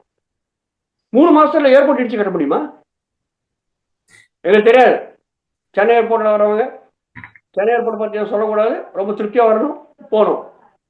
என்ன பண்ண தெரியாது, அவ்வளவுதான். ஏர்போர்ட் அழுவ ஆரம்பிச்சிட்டாரு. என்ன பண்றது? ஏற்கனவே ஜெனரல் மேலே சிவில் கூட இருக்காருங்க. நான் ஜெனரல் மேலே எலக்ட்ரிக்கல் இங்க. நான் 2 வேலை பார்த்து இருக்கேன். சிவில்காரன் உனக்கு வேலை பண்ண மாட்டான், அவன் இஷ்டத்துக்கு இருப்பான். அவனை கூப்பிட்டு கேட்டாங்க, ஏதாவது பண்ணியா அப்படின்ட்டு. நான் என்ன பண்றது, நீ என்ன சொல்றீங்க நான் பண்றேன் அப்படின்ட்டு. என்ன பண்ணு இவங்களுக்கே தெரியாது. தெரிஞ்சாக்க இவங்க சொல்லிடுவாங்க இல்லையா, ஏர்போர்ட் இடிச்சு கட்ட முடியாது. ஸோ அந்த மாதிரி நிலைமை வந்துடுச்சு. என்ன பண்ண தெரியாது, ஒரே கவலை. இப்ப சென்னை ஏர்போர்ட் கெட்ட பேருனாக்க தமிழ்நாடு கெட்ட பேர், தமிழ்நாடு கெட்ட பேருனாக்க பாரத நாட்டு கெட்ட பேர். அந்த மாதிரி ஆல் இண்டியா லெவலில் உங்களுக்கு ப்ராப்ளம் ஆகிடும். ஸோ அந்த மாதிரி நிலைமை வந்துடுச்சு. எல்லாமே திட்டுறாங்க, நீ பண்ணு திட்டுறாங்க தவிர என்ன பண்ணாட்டு யாரும் சொல்ல மாட்டாங்க. தெரியாது யாருக்கும் என்ன பண்ணுன்ட்டு. அந்த மாதிரி நிலைமை வந்து கடைசியில் ஏர்போர்ட் அழுவ ஆரம்பிச்சிட்டார். அவர் சேர்மன் சொல்லிட்டார், சார் நான் வந்து அட்மினிஸ்ட்ரேட்டர், எனக்கு ஒன்றும் தெரியாது, என்ன பண்ண நீங்க சொல்லுங்க அப்படின்னு சேர்மன் கேட்க ஆரம்பிச்சார். கடைசியில் சேர்மன் சொல்லிட்டார், ஏய் நீ ஒரு முட்டாளா இருக்கியா, நீ முக்கிய ஒரு திறக்கம் பாரு, இந்த வேலை அவனுக்கு கொடுத்துரு. சார் எவன் இருக்கான் சிவில்காரன் வேலை பண்ண மாட்டேன்றான், ராஜு ஒரு திறக்கம் பாரு, அவரை கூப்பிட்டு இந்த வேலைக்கு. இவர் சொல்றாரு, சார் அவன் எலக்ட்ரிக்கல், சார் அவன் எலக்ட்ரிக்கல் மெக்கானிக் தான் பாக்குறான் சார் அவன். ஏய் குடியா நீ முதல்ல, அவனுக்கு உங்களுக்கு தெரியாது அவனை பத்தி. அவனை சாதாரணமா இடப்படாது. நான் சொல்றது கூடு, நீ நான் சொன்னேன் இல்லையா, நீ கூடு அப்படின்ட்டு என்ன கூப்பிட்டாரு. ஏர்போர்ட் கூப்பிட்டு, ராஜு எனக்கு இந்த மாதிரி சேர்மன் கிட்ட ஆர்டர் வந்திருக்கியா, உனக்கு இந்த வேலை கொடுக்க சொல்லிட்டு. நான் சொன்னேன், சார் ஏற்கனவே சிவில்காரன் இருக்கான், உட்காந்துருக்கான், எனக்குன்னா அவன் சீனியர், எனக்குன்னா அதிகமாக சம்பளம் வாங்குறான், அவனை வச்சுட்டு என்ன பண்ண சொல்றீங்களே, எனக்கு சம்பளம் கொடுப்பீங்க, எக்ஸ்ட்ரா சம்பளம் கொடுப்பீங்களா? அவன் சம்பளம் கொடுங்க, இல்லாட்டி நான் பண்ணுவேன். ராஜு இந்த மாதிரி பேரெல்லாம் பேசாத நீ. இந்த சமயத்தில் நம்ம பாரத நாட்டுக்கு கெட்ட பேர் வரதுக்கு வாய்ப்பு இருக்கு. நீ பர்சனலா எடுத்துக்காத. பாரத நாட்டு பேர் ரிப்பேர் ஆடுங்க உலக லெவல்ல. ராஜு இப்படி நீ எப்படியா பண்ணி ஆகணும், நான் ஆர்டர் பண்றேன், சேர்மன் பண்ற ஆர்டர். சரி ரைட், பாரத நாடு கெட்ட பேர் வருது இல்லையா, அதெல்லாம் எப்படி ஏற்க முடியும்? அதனால ஓகே சார் நான் பண்றேன், ஆனா ஒரே கண்டிஷன். என்ன கண்டிஷன்னாக்கா, எந்த வேலை பண்றதா இருந்தாலும் இந்த கவர்மெண்ட் ஏஜென்சிஸ்ல நிறைய ப்ரொசீஜர் இருக்குங்க. டெண்டர் கால் பண்ணணும், டைம் கொடுக்கணும், லோயஸ்ட்டுக்கு அவார்ட் பண்ணணும், இந்த மாதிரி நிறைய ப்ரொசீஜர் இருக்குது. நான் சொல்கிறேன் சார் நான் பண்ணுறேன், ஆனால் நான் எப்படி பண்ணுறேன்னு நினைக்கிறோம், இந்த ப்ரொசீஜர் பிரகாரம் பண்ணு, இந்த இது பிரகாரம் போ, இதெல்லாம் சொல்லக்கூடாது. நான் யாராவது கூப்பிடுவேன், எந்த வேலையாக பண்ணுவேன், எல்லாத்தையும் நீங்கள் அப்ரூவ் பண்ணணும். எவ்வளோ பணம் இருக்கோ, நான் இந்த கண்ணமண்ணன் பணத்தை செலவு பண்ண மாட்டேன். நான் என்ன பணத்தை நான் அப்ரூவ் பண்ணுறேனோ அதை நீ அப்ரூவ் பண்ணி கொடுக்கணும் அவனுக்கு. நீ ப்ரொசீஜர் பிரகாரம் போ, நீங்கள் டெண்டர் கால் பண்ணுவேன், அதெல்லாம் சொன்னீங்கன்னாக்கா நான் பின் வாங்கிடுவேன். எனக்கு டைம் வந்து 3 மாதம் தான் இருக்குது. 3 மாதத்துக்குள்ள வேலை பண்ணோன்னாக்கா ப்ரொசீஜர் பிரகாரம் போனாக்கா முடியாது, 2 வருஷம் ஆகும். ஒத்துக்கிறேன், ஒத்துக்கோ, அவ்வளோதான். இந்த மாதிரி எனக்கு அப்புறம் நான் ஏதாவது ப்ரொபோசல் கொடுத்தேனாக்கா யாரும் நோ சொல்லக்கூடாது. அப்படி அப்ரூவ் பண்ணி எல்லாமே அப்ரூவ் பண்ணி ஓகே ஓகே ஓகே சொல்லிடணும். அந்த மாதிரி பவர்ஸ் நீங்கள் கொடுத்தாதான் நான் பண்ணுவேன், இல்லை பண்ண மாட்டேன். அந்த மாதிரி பவர்ஸ் வந்து சேர்மன் லெவலில் இருக்குங்க. சேர்மன் அந்த மாதிரி பவர்ஸ் இருக்கு, வேற யாரும் கிடையாது. எனக்கு தெரியாது சார், இந்த மாதிரி நீங்கள் கொடுக்குறதா இருந்தாக்கா நான் பண்ணுவேன், இல்லை பண்ண மாட்டேன். எனக்கு டைம் ரொம்ப கம்மி, பண்ண வேண்டிய வேலை எக்கச்சக்கமான வேலை, யாருக்கு என்ன பண்ணணும் தெரியாது. இந்த மாதிரி முழு ஃப்ரீடம் கொடுத்தா தான் நான் பண்ணுவேன். யார்கிட்ட போய் நீங்கள் அப்ரூவ் வாங்கிக்கோங்க, நான் மட்டும் வேலை இந்த மாதிரி பண்ணிட்டே இருப்பேன். எவனும் சொல்லக்கூடாது, தடையிடக்கூடாது. உடனே சேர்மன் பேசுகிறார் இவர் ஏர்போர்ட் டைரக்டர், சார் இந்த மாதிரி கண்டிஷன் போடுறான், அவன் என்ன சொன்னால் நம்ம அப்ரூவ் பண்ணிடணும் சொல்கிறான். ஏய் நீ ஒழுங்கா அவன் என்ன சொல்கிறான்னு கேடிய, என்ன கேட்குறனோடாவது அதை கொடுத்துட்டும், நான் அப்ரூவ் பண்ணுறேன், எதையுமே அவர் சாட போடாத அப்படின்னு கொடுத்தார். பர்மிஷன் எழுதி கொடுத்தார் கிளீனுங்க, அப்போ மெயிலில் வந்துடுச்சு, அவ்வளோதான். Yes, whatever Raju is asking it will be granted, அவ்வளோதாங்க. அதுக்கு பிறகு அந்த 3 மாசத்துல ஒரு நாளைக்கு கிட்டத்தட்ட 18 மணி நேரம் வேலை பண்ணி நிறைய பேரை கூப்பிட்டு ஏர்போர்ட் உடைய லுக்கு, அதாவது அந்த ஒரு 1/2 கிலோமீட்டர் நடந்து வரணும், விமானத்துலேருந்து 1/2 கிலோமீட்டர் நடந்து ஏர்போர்ட் டெர்மினல் பில்டிங்குள்ளே வரணும். அந்த 1/2 கிலோமீட்டர் ஏர் கார்டான்னு சொல்லுவோம் நம்ம. அந்த ஏர் கார்டை முழுசா ப்ளஸ் ஏர்போர்ட் ஃபுல்லியா அத்தனையுமே ஓவியங்களோட, சிற்பங்களோட, பெரிய பெரிய கலா கண்ணங்களோட நிரப்பிட்டு யாருக்கும் அந்த பழைய ஏர்போர்ட்ன்ற அந்த பார்வையே போகாது. அந்த மாதிரி இதெல்லாம் பார்த்து வரதுக்குள்ள சரியா போயிடுச்சு. அந்த மாதிரி ஏர்போர்ட்டை ஃபுல்லா மாற்றிட்டாங்க 3 மாசத்துக்குள்ள. ரொம்ப ரொம்ப ஆச்சரியப்பட்டாங்க. நான் கிட்டத்தட்ட ஒரு 10 கோடி 20 கோடி ஆகுன்னு நினைச்சேங்க. 2 கோடி ரூபாயில 3 மாசத்துல ஏர்போர்ட்டுடைய பார்வையா மாற்றியாச்சுங்க. அரே பூத் பங்களாட்டு ஏர்போர்ட்ன்ற அந்த அந்த அந்த திருஷ்டி கோணமே எல்லாருக்கும் வெளியில் போயிடுச்சு. இப்போ நீங்கள் சென்னை ஏர்போர்ட்டுக்கு நீங்கள் வந்து பார்த்தீங்கன்னா தெரியும், அந்த பெரிய பெரிய நடராஜர் விக்கிரகம், அப்புறம் வந்து மகாபலிபுரம் ஒரு சிற்பம், அப்புறம் வந்து ஏர்போர்ட் வர நிறைய ஓவியங்கள், இந்த மாதிரி நிறைய நிறைய நிறைய நிறைய நிறைய விஷயங்கள் சேஞ்ச் பண்ணியாச்சுங்க. போட்டு ஏர்போர்ட்டை லுக்கை மாற்றியாச்சு. சரி, ஓகே, ட்ரேட் ஃபேர் நடந்துடுச்சு, எல்லா வெற்றிகரமாக முடிஞ்சிடுச்சு. எந்த ஜெயலலிதா திட்டி திட்டி லெட்டர் எழுதியிருக்காங்களோ அதே ஜெயலலிதா அம்மா புகழ்ந்து பிரைமரி லெட்டர் எழுதியிருக்காங்க. சார், சென்னை ஏர்போர்ட் ரொம்ப அற்புதமா இருக்கு, நினைச்சு கூட பார்க்கல நான் இது மாறவேன்ட்டு. ஸோ அப்போ சிவில் ஏவியேஷன் மினிஸ்டர் வந்திருக்காரு சேகர் கொடுக்குறதுக்கு, பாராட்டுறதுக்கு ஏர்போர்ட்டுக்கு. அந்த ஏர்போர்ட் டைரக்டர் தானே இங்கே இன்சார்ஜு, அவருக்கு தான் நாங்கள் எல்லாம் வேலை பண்ணுறோம். ஏர்போர்ட்டுக்கு செகண்ட் கொடுக்க வந்திருக்காரு, பாராட்டு கொடுக்கணும். உடனே ஏர்போர்ட் சொல்லிட்டேன், சார் நான் எதுவும் பண்ணல சார், ராஜதான் பண்ணியிருக்கேன், அவனுக்கு முதல்ல செகண்ட் கொடுங்க. எனக்கு செகண்ட் கொடுத்தாரு, அப்ரிசியேஷன், பாராட்டு. அப்புறம் நான் செகண்ட் கொடுக்குறேன், நான் செகண்ட் வாங்கிக்கிறேன். ஏர்போர்ட் எனக்கு பிறகு அவர் செகண்ட் வாங்கிறாரு, என்ன குழந்தை செகண்ட் கொடுத்தாங்க. பார்த்தீங்களா மாஸ்டர்? ஸோ ஜானத்தில் உட்கார்ந்து என்ன பண்ணோம் இந்த ஏர்போர்ட்டை மாற்றுறதுக்கு அப்படின்னாக்கா இந்த மாதிரி பண்ணிட்டு ஒரு ஒரு ஒரு மேற்பார்வை, ஒரு ஐடியா வந்திருக்கு. தியானத்தினால்தான். மாஸ்டர்ஸ் பாருங்க தொழில் எப்படி என்று ஒரு அற்புதமான ஒரு அனுபவம், தியானத்தினால் ஒரு அனுபவம். ரொம்ப ரொம்ப பாராட்டு. ஆளு அப்ப சேர்மன் சொன்ன, நான் சொன்னேன் இல்லையா இது ராஜு கூட, நீ என்ன எலக்ட்ரிக்கல் நினைச்சிட்டு இருக்க நீ. அப்புறம் இந்த ஏர்போர்ட் ஏற்ற நிறைய வேலைகள் கொடுக்க ஆரம்பிச்சிட்டாரு எனக்கு. அவங்க ஒரு வாட்டி சொன்னாங்க கொடுக்க சொல்லி இதுக்கு.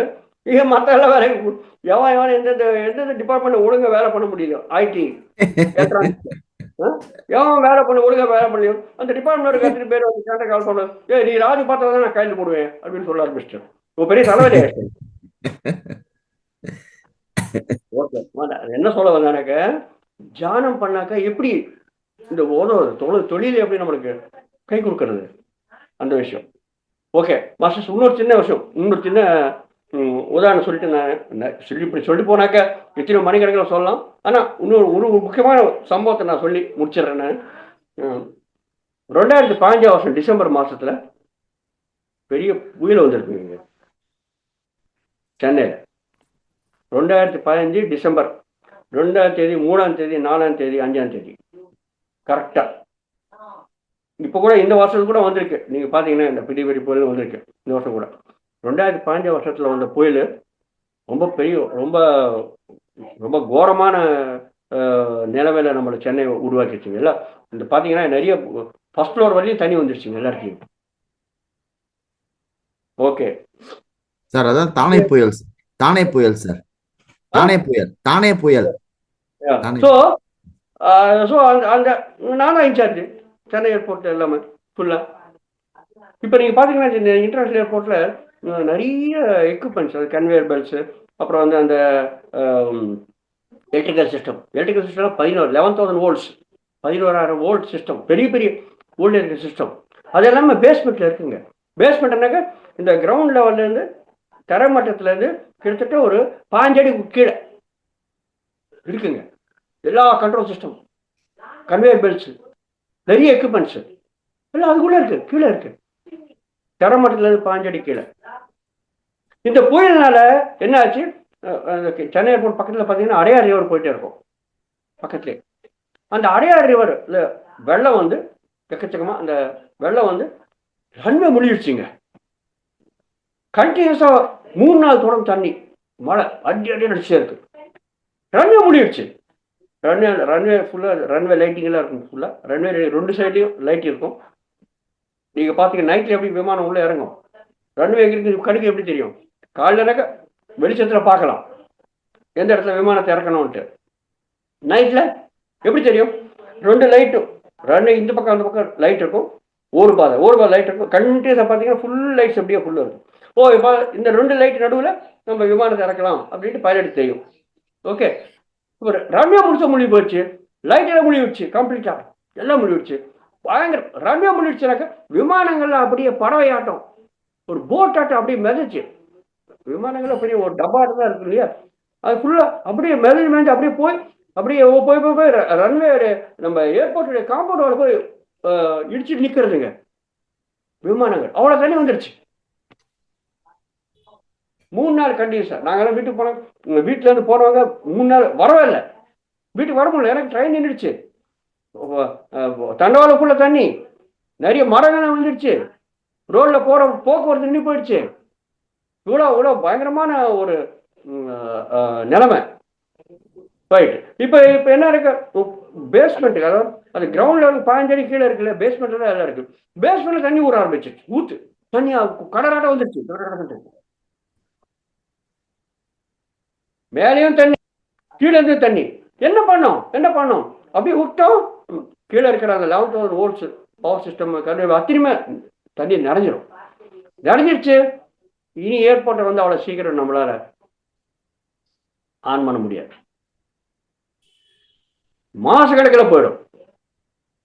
மாசக்கணக்கில் ஏர்போர்ட்டை மூட வேண்டியதெல்லாம் மூடுறோம். இப்போ என்ன பண்றது, திருப்பி தியானம் தான். என்னதான் பண்றது சுச்சுவேஷன்ல, அப்படி தியானத்துல உட்காந்தாக்க அப்ப எனக்கு வருது, நீங்கள் ராட்சச மோட்டர்கள், பெரிய பெரிய மோட்டர் பம்ப் செட்டு போட்டு இந்த பேஸ்மெண்ட்டில் இருக்கிற வாட்டர் எல்லாத்தையும் பம்ப் பண்ணு வெளியேக்கு. அப்போ அந்த கொட்டுற மழையில் போயிட்டு 150 HP மோட்டார்ஸ் ஒரு 4-5 மோட்டர் எடுத்து வந்து பம்போட அந்த பம்ப்ஸ் வந்து பேஸ்மெண்ட்டில் போட்டு ஜென்ரேட்டர்ஸ் வாங்கி ஜென்ரேட்டர்லேருந்து பவர் சப்ளை எல்லாம் எதையும் ஆன் பண்ண முடியாது, எல்லாம் தண்ணியோடு இருக்கிறது. ஜென்ரேட்டர்ஸ் ஹையர் எடுத்து அதை வாங்கி ஜென்ரேட்டர்லேருந்து பவர் கொடுத்து இந்த மோட்டரில் இருக்கிற தண்ணியை பம்ப் பண்ணி வெளியில் கொட்ட ஆரம்பித்தோம். வெளியிலையும் தண்ணி, உள்ளேயும் தண்ணி, இங்கே பம்ப் பண்ணுறோம். பம்ப் பண்ணுறதுனால வெளியில் இருக்கிற தண்ணி எங்கேயும் போக முடியாது, சுற்றி வந்துட்டே இருக்கு. ஆனால் எவ்வளோ லெவல் இன்க்ரீஸ் ஆகுதோ, தண்ணி மட்டம் எவ்வளோ இன்க்ரீஸ் ஆகுதோ, அந்த இன்க்ரீஸ் ஆகிற தண்ணி மட்டத்தை மட்டும் நாங்கள் பம்ப் பண்ண ஆரம்பிச்சிட்டோம். இன்னும் அதிகமாகாது. அந்த பேனல்ஸில் இருக்க 11 வோல்ட்ஸ் பேனல் இருக்க எலக்ட்ரிக்கல் பேனல்ஸ் சிஸ்டம், அந்த சிஸ்டத்துக்கு மேலே தண்ணி வராத அந்த லெவலை மெயின்டைன் பண்ணிட்டு பம்ப் பண்ண ஆரம்பிச்சிட்டோம். 48 மணி நேரம் கண்டினியூஸ் பம்பிங். ஒன்றும் பண்ண முடியாது, எனக்கு வெளியில் தண்ணி போகிறதுக்கு வாய்ப்பு இல்லை. நிறைய பொங்கி வந்துடுச்சுங்க, ரெண்டுக்குள்ள நிறைஞ்சிருச்சு, எங்கே போக முடியும்? ஆனால் உள்ளே இருக்கிற மட்டம் அதிகமாகக்கூடாது. அதிகமாச்சு எல்லா பேனல்ஸும் முடியும். வெளியில பம்ப் பண்ணுறோம், வெளியிலும் தண்ணி இருக்கு, ஆனால் இந்த லெவல் இன்க்ரீஸ் ஆகாது, பேஸ்மெண்ட் லெவல் இன்க்ரீஸ் ஆகுது. 48 மணி நேரம் கண்டிஷன் பண்ணாங்க. என்ன பண்ணோம்? தியானத்தில் வருது இந்த மாதிரி பண்ணு. 48 மணி நேரம் ஆன பிறகு 3 நாள் ஆன பிறகு தண்ணி கம்மியாச்சு. காலங்காத்தால 3 மணி நேரத்துக்கு மழை நின்றுதுங்க. 3 நாள் கொட்டின மழை காலங்காத்தால 3 மணி நேரத்துக்கு நின்றுது. நாங்கள் டப்பு குளிச்சுட்டு இருக்கோம், ஏன்னா பம்பு தான் பண்ணுறோம். இன்னும் அதிகமாக மழை வந்தது, என்ன ஆகும்? ரன்வே வெளியிலேருந்து டெர்மினல் பில்டிங்குள்ளே தண்ணி வந்துடும் டைரெக்டாக. இப்போ உள்ளே ஊடுறது நாங்கள் பம்ப் பண்ணுறோம், தண்ணி பேஸ்மெண்ட்டுக்குள்ளே வந்துருச்சுனாக்கா வெளியிலேருந்து அப்போ ஒன்றும் பண்ண முடியாது. 3 நாள் பெஞ்ச மேலே காலங்கத்தில் 3 மணி நேரத்துக்கு நின்னது. நான் கண்டிப்பாக பம்ப் பண்ணிட்டே இருக்கோம், நிதானமாக சாயங்காலம் 6 மணி நேரத்துக்கு ஸ்லோவாக தண்ணி ரன்வே வரலையும் போயிடுச்சு. பில்டிங்லேருந்து ரன்வே கிட்ட 1/2 கிலோமீட்டர் தூரம் இருக்கும். அந்தளவுக்கு தண்ணி மெல்லாம் போயிட்டு ரன்வே பாதி வரலையும் தண்ணி நிறைவேற்றுச்சு. பாதி வரலையும் தண்ணி ட்ரெயின் ஆகிடுச்சு. அந்த மாதிரி நிலைமை இருக்கும்போது ரன்வே லைட்டெல்லாம் ஃபுல்லாக நினைஞ்சிட்டு சொன்னேன் இல்லையா? ஸோ காலையில் 3 மணி நேரத்துக்கு நின்றுது, சாயங்காலம் 6 மணிக்குள்ள அத்தனை ரன்வே லைட்டையும் ஆன் பண்ணி எலக்ட்ரிக்கல் சிஸ்டம் முழுசா ஆன் பண்ணி ஏர்போர்ட்டில் இருக்கிற அத்தனை எலக்ட்ரிக்கல் சிஸ்டத்தையும் ஆன் பண்ணி சாயங்காலம் 6 மணிக்கு நாங்கள் ஏர்போர்ட் கமிஷன் பண்ணுறோங்க. ஏர்கிராஃப்டில் தனியாக மேலே போயிடுச்சு, அதுவே சமாச்சாரம். ஏர்கிராஃப்ட் ஆப்ரேட் பண்ண முடியல அவங்களால, விமானத்தை அவங்கள ஆப்ரேட் பண்ண முடியல. ஆனால் ஏர்போர்ட் நான் ரெடி பண்ணிட்டேன். விமானத்தை ஆப்ரேட் பண்ணுறது அவங்களுடைய பொறுப்பு. விமானங்கள் ஏர் இண்டியாவில் அவங்களுடைய விமானம், இண்டிகோன்னு அவங்களுடைய விமானம், அந்த மாதிரி யாரோட விமானம் இருக்கோ அவங்க பொறுப்பெடுத்துப்பாங்க அவங்க விமானத்தை ஓட்டுறதுக்கு. ஆனால் ரன்வே இருக்கணும், டெர்மினல் பில்டிங் இருக்கணும் இல்லையா? அதை நான் ரெடி பண்ணிட்டேன். அதை எங்களுடைய பொறுப்பு. ரெடி பண்ணி வச்சுங்க. உலகத்தில் இதுவரை இந்த மாதிரி நடக்கலையேங்க. நிறைய ஏர்போர்ட்டில் நிறைய சம்பவங்கள் நடந்திருக்கு. இந்த பூகம்பம் அந்த சமயத்தில், இல்லை இந்த மாதிரி புயல் வந்து அந்த மாதிரி சமயத்தில் நிறைய ஏர்போர்ட்ஸுக்கு இந்த மாதிரி ஆபத்தான நிலைமை வந்திருக்கு. நிறைய ஏர்போர்ட்ஸ் வந்து நாலு கணக்கில் மூடிட்டாங்க. ஆனால் இந்த மாதிரி ரன்வே முழுசாக நிறைஞ்சி அந்த மாதிரி இருக்கிற ஏர்போர்ட்டை காலையில் 3 மணிக்கு மழை நின்ன பிறகு சாயங்காலம் 6 மணிக்குள்ள, அதாவது கிட்டத்தட்ட ஒரு 15 ஹவர்ஸ் 15 மணி நேரத்துக்குள்ள ஏர்போர்ட்டை திருப்பி கமிஷன் பண்ணியாச்சுங்க. ஜானத்தில் வந்தது தான். எப்படி என்ன பண்ணணும்? ராஷ்டிர மோட்டார்ஸ் எடுத்து வந்து பண்ணியா அந்த மாதிரி மெசேஜ் வந்திருக்கு, பண்ணியிருக்கோம். உலகத்தில் சாதனை இது. இந்த மாதிரி இவ்வளோ மோசமான நிலைமையிலேருந்து இவ்வளோ சீக்கிரமா தகவல் 12 மணி நேரத்துக்குள்ள ஏர்போர்ட் ஆன் பண்ணிட்டியே. திருப்பி சிவில் ஏவியேஷன் மினிஸ்டர் வந்தாரு அப்ரிஷியேட் பண்றதுக்கு. அப்ப ஏர்போர்ட் ஹெட் சொல்லிட்டாரு, அதே ஏர்போர்ட் ஹெட் தான். இது 2014 நான் வந்த சென்னைக்கு 14 இந்த வேர்ல்டு ட்ரேட் சென்டர் நடந்திருக்கு, ஜெயலலிதாவுடைய சம்பவங்கள். அதே மாதிரி ஒரு 15 டிசம்பரில் இது நடந்திருக்கு. திருப்பி மினிஸ்டர் வந்தார் கை கொடுக்கறதுக்கு, பாராட்டுறதுக்கு. திருப்பி அதே ஏர்போர்ட் சொல்லிட்டார், சார் நான் இது பண்ணல சார், இவன் தான் பண்ணியிருக்கான், இவன் பண்ணதுனால தான் சார் ஏர்போர்ட் நின்றுது, இல்லாட்டி மூழ்கிட்டு இருக்கோம். ஓகே, இயற்கையில் கூட நம்மளுக்கு 3 மணிக்கு மழை இருந்தது, அது வேறு சமாச்சாரம். ஆனால் அந்த மோசமான நிலைமையில கூட 12 மணி நேரத்தில் ஏர்போர்ட்டை ரெடி பண்ணிட்டான். எலக்ட்ரிக்கல் சிஸ்டம், அதாவது ஈரத்தன்மை இருக்கிற அந்த நிலைமையில எலக்ட்ரிக்கல் ஆன் பண்ண முடியாதுங்க. ஈரம் இருந்தால் என்ன ஆகும், பயங்கரமாக எல்லாம் வெடிச்சிடும். அந்த மாதிரி நிலைமையில இருக்கிறது எல்லாம் ஹீட்டர் போட்டு எல்லாத்தையும் ஆன் பண்ணி ஈரத்தன்மை எல்லாத்தையும் ஆவியாக்கி பயங்கரமான வேலைங்க. அது ரொம்ப ரிஸ்க்கு, ரொம்ப ரிஸ்கான வேலை. 11,000 வோல்ட் வெடிச்சுன்னா என்ன ஆகும்? ஸோ அந்த மாதிரி ஒரு பேனல் 2 பேனல் கிடையாது, 20-30 பேனல் இருக்கும் 11,000 வோல்ட்டுக்கு. ஏன்னா அவ்வளோ பெரிய ஏர்போர்ட் ஆச்சு இல்லை, எல்லா ஏர்போர்ட்டில் இருக்க அத்தனை இடத்துக்கும் மின்சார போகணும் இல்லையா? சர்வசாதாரணமான விஷயம் கிடையாது ஏர்போர்ட்னுக்கு, அவ்வளோ பெரிய சிஸ்டம். ஸோ அந்த மாதிரி சிஸ்டத்தை ரெடி பண்ணியாச்சு. சிவிலியன்ஸ் மினிஸ்டர் வந்தார், கை கொடுக்குனார். ஏர்போர்ட்டை சொல்லிட்டாரு, நான் கிடையாது சார், இவன் தான். திருப்பி ஏர்போர்ட்டை சொல்லி கை கொடுத்தாங்க. Operation all day level appreciation letter, இந்த மாதிரி பண்ணியிருக்கான் அப்படின்ட்டு. ஸோ இந்த மாதிரி திறமைகள் எல்லாமே நம்மளை வெளிப்படுத்து. இந்த மாதிரி கஷ்டமான நிலைமை வருது, அது எப்படி முன்னேறி வரணும்? தியானத்தில் வருது பாருங்க. தொழிலில் எப்படி நம்மளுக்கு இந்த தியானம் வருவது பார்த்தீங்களா? ஸோ இந்த மாதிரி நம்ம திறமை காட்டுறதுனால எனக்கு அடுத்த ப்ரொமோஷன் ரீஜனல் எக்ஸிக்யூட்டிவ் டைரக்டர். அதுல ஒவ்வொரு ஏர்போர்ட் பார்த்தேன். இப்போ சதரன் ரீஜன், அதாவது தட்சிண கஷேத்திரத்தில் இருக்கிற அத்தனை ஏர்போர்ட்ஸ்க்கு நான் இன்சார்ஜ். தமிழ்நாடு, பாண்டிச்சேரி, கேரளா, கர்நாடகா, ஆந்திர பிரதேஷ், தெலங்கானா, லட்சத்தீப், இந்த 7 மாநிலங்களில் இருக்கிற 60 ஏர்போர்ட்ஸ்க்கு நான் இன்சார்ஜுங்க. ரீஜனல் எக்ஸிக்யூட்டிவ் டைரக்டர் சதர்ன் ரீஜனை ப்ரமோஷன் கொடுத்தாங்க. நிறைய பேரை பைபாஸ் பண்ணி, எனக்குன்னா சீனியர்ஸ் நிறைய பேர் இருக்காங்க, திறமை இருக்கிறவங்க, பலரை பைபாஸ் பண்ணி நம்முடைய திறமையில எனக்கு ப்ரமோஷன் வந்துருக்குங்க. ஸோ 60 ஏர்போர்ட்டுக்கு நான் இன்சார்ஜ்.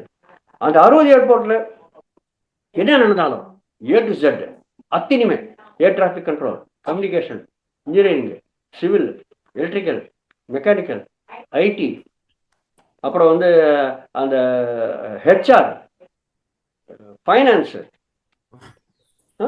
அத்தனை டிபார்ட்மெண்ட், லீகல், அத்தனை என்ன நடந்தாலும் அந்த 60 ஏர்போர்ட்ல என்ன நடந்தாலும் என்னுடைய அப்ரூவல் பண்ணிதான் ஆகணும். அவ்வளோ திறமை. அதாவது நம்ம ஏற்படாத நீங்கள் பார்த்தீங்கன்னாக்க சேர்மனுக்கு கீழே இருக்கிறது எக்ஸிக்யூட்டிவ் டைரக்டர், 2வது பொசிஷன் டாப் லெவலில். ஸோ அந்த ப்ரொமோஷனுக்கு வரத்துக்கு வாய்ப்பு வந்திருக்குங்க. இதெல்லாம் எதுக்கு, எப்படி? ஸோ நம்ம மனப்பூர்வமாக வேலை பண்ணுறோம், முழு ஈடுபாடாக வேலை பண்ணுறோம். அது ப்ளஸ் இந்த மாதிரி இக்கட்ட நிலைமையில நம்மளுக்கு தியானம் பண்ணுறது நம்மளுக்கு வழிகாட்டியாக இருக்கு. பார்த்தீங்களா மாஸ்டர்? ஸோ அந்த மாதிரி திறமையோட நாங்கள் ஸோ ரிட்டையர் ஆகும்போது regional executive director southern region 2016 promotion வந்து 2017 மார்ச்சில் நான் ரிட்டையர் ஆகிட்டேன். அந்த 2 வருஷம் நான் 2 வருஷம் 1.5 வருஷம் நான் ரீஜனல் எக்ஸிக்யூட்டிவ் டைரக்டர் நான் வேலை பண்ணி நான் ஓய்வு எடுக்கிறதுக்கு வாய்ப்பு கிடைச்சிது. பார்த்தீங்களா சார்? அந்த ரீஜனல் எக்ஸிக்யூட்டிவ் டைரக்டர் இதில் வேலை பண்ணும்போது கூட ஒரு நாளைக்கு கிட்டத்தட்ட ஒரு 18 hours வேலை பண்ணுவேன். 365 நாள் வேலை, 18 மணி நேரம். நீங்கள் பார்த்தீங்கன்னாக்க பயங்கரமான பொறுப்பு இல்லையா? எவ்வளோ பொறுப்பு! அந்த பொறுப்பில் நிறைய ஃபுல்லாக நிறைய கிட்டத்தட்ட பார்த்தீங்கன்னா ஒரு நாளைக்கு 120 பேர், 100ல 120 ஃபைல்ஸ் நான் படித்து சைன் பண்ணாங்க. என்கிட்ட டைரக்டாகவும் இன்டைரக்டாகவும் நீங்கள் பார்த்தீங்கன்னாக்க 10,000 பேர் வேலை பண்ணியிருந்தாங்க. 10,000 பேருக்கு நான் கான்சியல் ரிப்போர்ட் எழுதும் ஒரு வருஷத்தில். டைரக்டாக என்னுடைய சென்னை ஏர்போர்ட்டில் இருக்கிற ஆஃபீஸ்க்குள்ள 3,000 பேர் வேலை பண்ணியிருந்தாங்க. 13 ஏர்போர்ட், 13 ஜெனரல் மேனேஜர்ஸ் கீழே இருந்தாங்க இங்கேயே இந்த ஏர்போர்ட்டில். ப்ளஸ் மற்ற ஏர்போர்ட்டில் ஒரு 7 பேர், மொத்தம் 20 ஜெனரல் மேனேஜர்ஸ் டைரக்டாக கீழே வேலை பண்ணியிருந்தாங்க. 10,000 மொத்தம் 10,000 பேர் டைரக்டாக இன்டைரக்டாக வேலை பண்ணியிருந்தாங்க.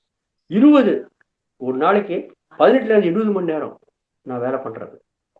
365 நாள், சாட்டர்டே சண்டேல 60 ஏர்போர்ட் பார்க்கணும் இல்லையா? சாட்டர்டே சண்டே ஃபுல்லாக tour, Monday to Friday airport பயங்கரமாக வேலை, இது ஆர்டிஏ வேலை, பெரிய வேலை. ஸோ இந்த மாதிரி இந்த இந்த இந்த இந்த வேலை பண்ணுறதுக்கு இந்த இந்த இந்த இந்த இவ்வளோ சக்தி எங்கேருந்து வந்திருக்கு? ஓய்வு இல்லாத தியானத்தில். நம்ம தெரியும் இல்லையா, தியானம் பண்ணாக்க உங்களுக்கு நிறைய ஆற்றல் வரும், சக்தி வரும். எப்படி? அதனால தானே பண்ண முடியும். நம்மளுக்கு இந்த சக்தியில் எனக்கு எப்படி வேலை பண்ண முடியும்? காலையில் 8 மணிக்கு நான் போனேன்னாக்க நைட் 8 மணி வரையும் அங்கே வேலை பண்ணி திருப்பி எக்கச்சக்கமாக ஃபைல்ஸ் இருந்தால் எல்லாத்தையும் எடுத்து வந்து வீட்டுக்கு எடுத்து வந்து வீட்டில் உட்காந்து பார்த்து 12 மணி வரையும் 12 o'clock வரையும் பார்ப்பேன். நான் நிறைய வாட்டி அந்த ஃபைல் மேலே தூங்கிடுவேன். நான் அவ்வளோ வேலை. ஸோ அத்தனையும் பண்ணுறதுக்கு எங்கேருந்து நம்மளுக்கு அந்த சக்தி வருது? தியானத்தினால்தான். அவ்வளோ திறமை, அவ்வளோ சக்தி, பார்த்தீங்களா? ஸோ இதெல்லாம் தியானத்தால் வந்த இதுதான். எல்லாம் ஆச்சரியப்படுவாங்க, எப்படி சார் நீங்கள் இப்படி வேலை பண்ணுறீங்க? 365 நாள் எப்படி வேலை பண்ணுவீங்க? தியானத்தில் தான் சக்தி வருது. ஸோ நம்ம ஆர்டியாக இருக்கும்போது கூட விஜயவாடா ஏர்போர்ட்டு அது என்னுடைய வேலை கிடையாது. பட்டு நான் தான் ஏற்கனவே இன்ஜினியராக எல்லாத்தையும் பார்த்தேன் இல்லையா? அதனால விஜயவாடா ஏர்போர்ட் வந்து 1 வருஷத்துக்குள்ளே கமிஷன் பண்ணிடணும். சந்திரபாபு நாயுடு தான் அப்போ சிஎம்மாக இருந்தார். அவர் தெரியல, அவருடைய பற்றி நம்மளுக்கு தெரியல. அவர் ஒரு புடி பிடிச்சாருனாக்க விட மாட்டார் அவர் சீக்கிரமா. அவர் எனக்கு தெரியாது, 1 வருஷத்துல நீங்கள் கம்ப்ளீட் பண்ணணும். 1 வருஷத்துல கம்ப்ளீட் பண்ணி எப்படியா பண்ணுறது? அப்போ கண்டினியூஸாக மானிட்டர் பண்ணணும் எல்லா வேலையும், அத்தனை வேலையும். ஸோ நான் வந்து ஆர்டியாக இருக்கேன். ஜெனரல் மேலே ப்ராடக்டாக இருந்தாலும் நான் பண்ணலாம்.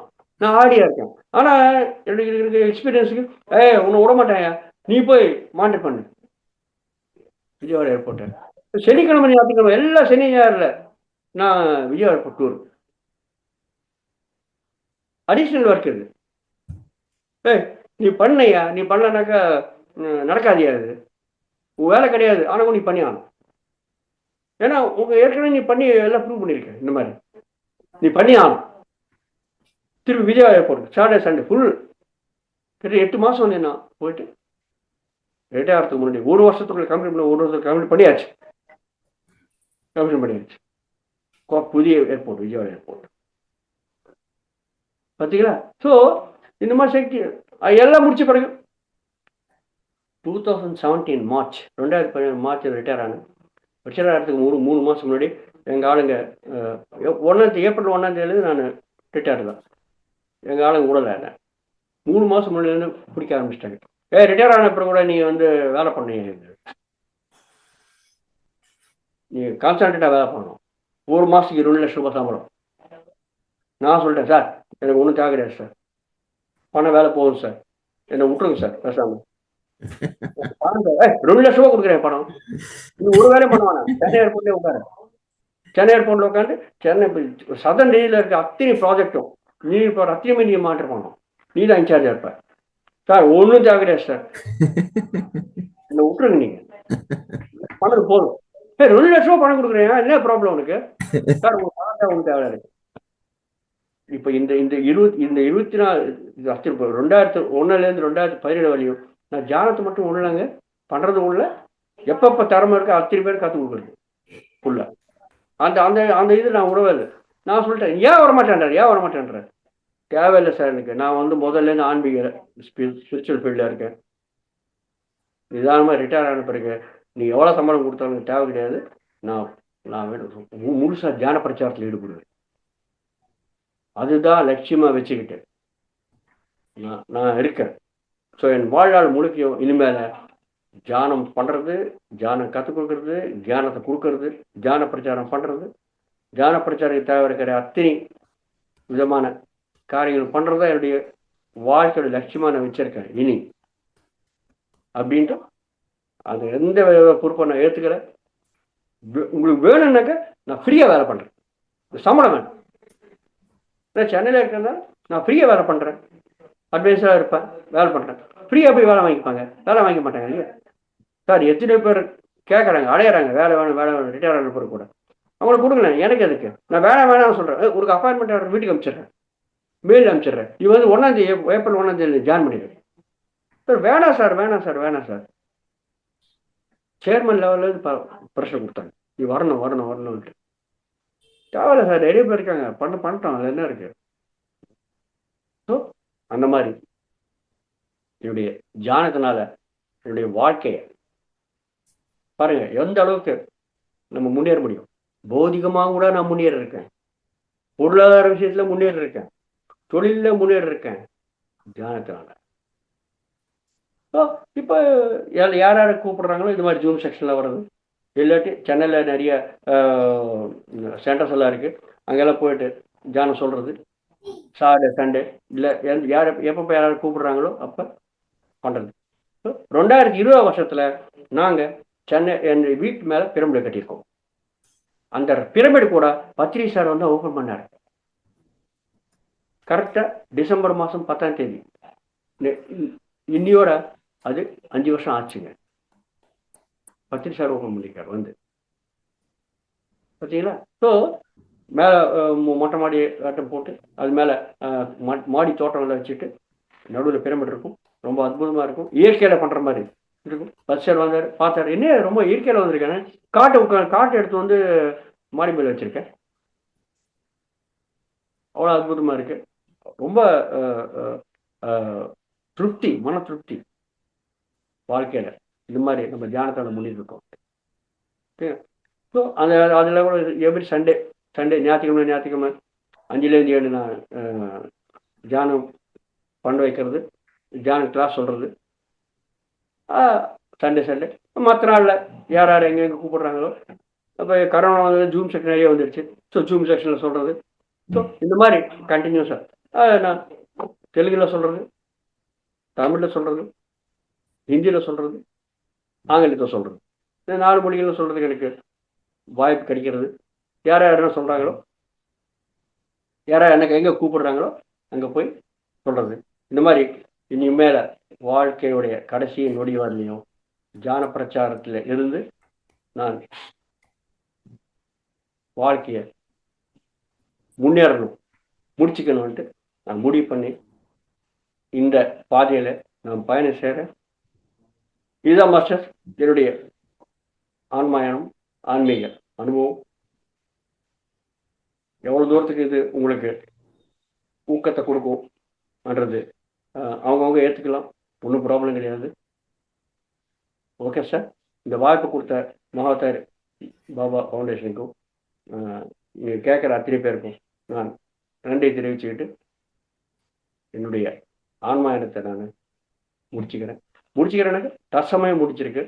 இந்த நிகழ்ச்சியில் தொடரும் என்னுடைய வாழ்க்கை கடைசி வரலையும் இது. Okay master, thank you.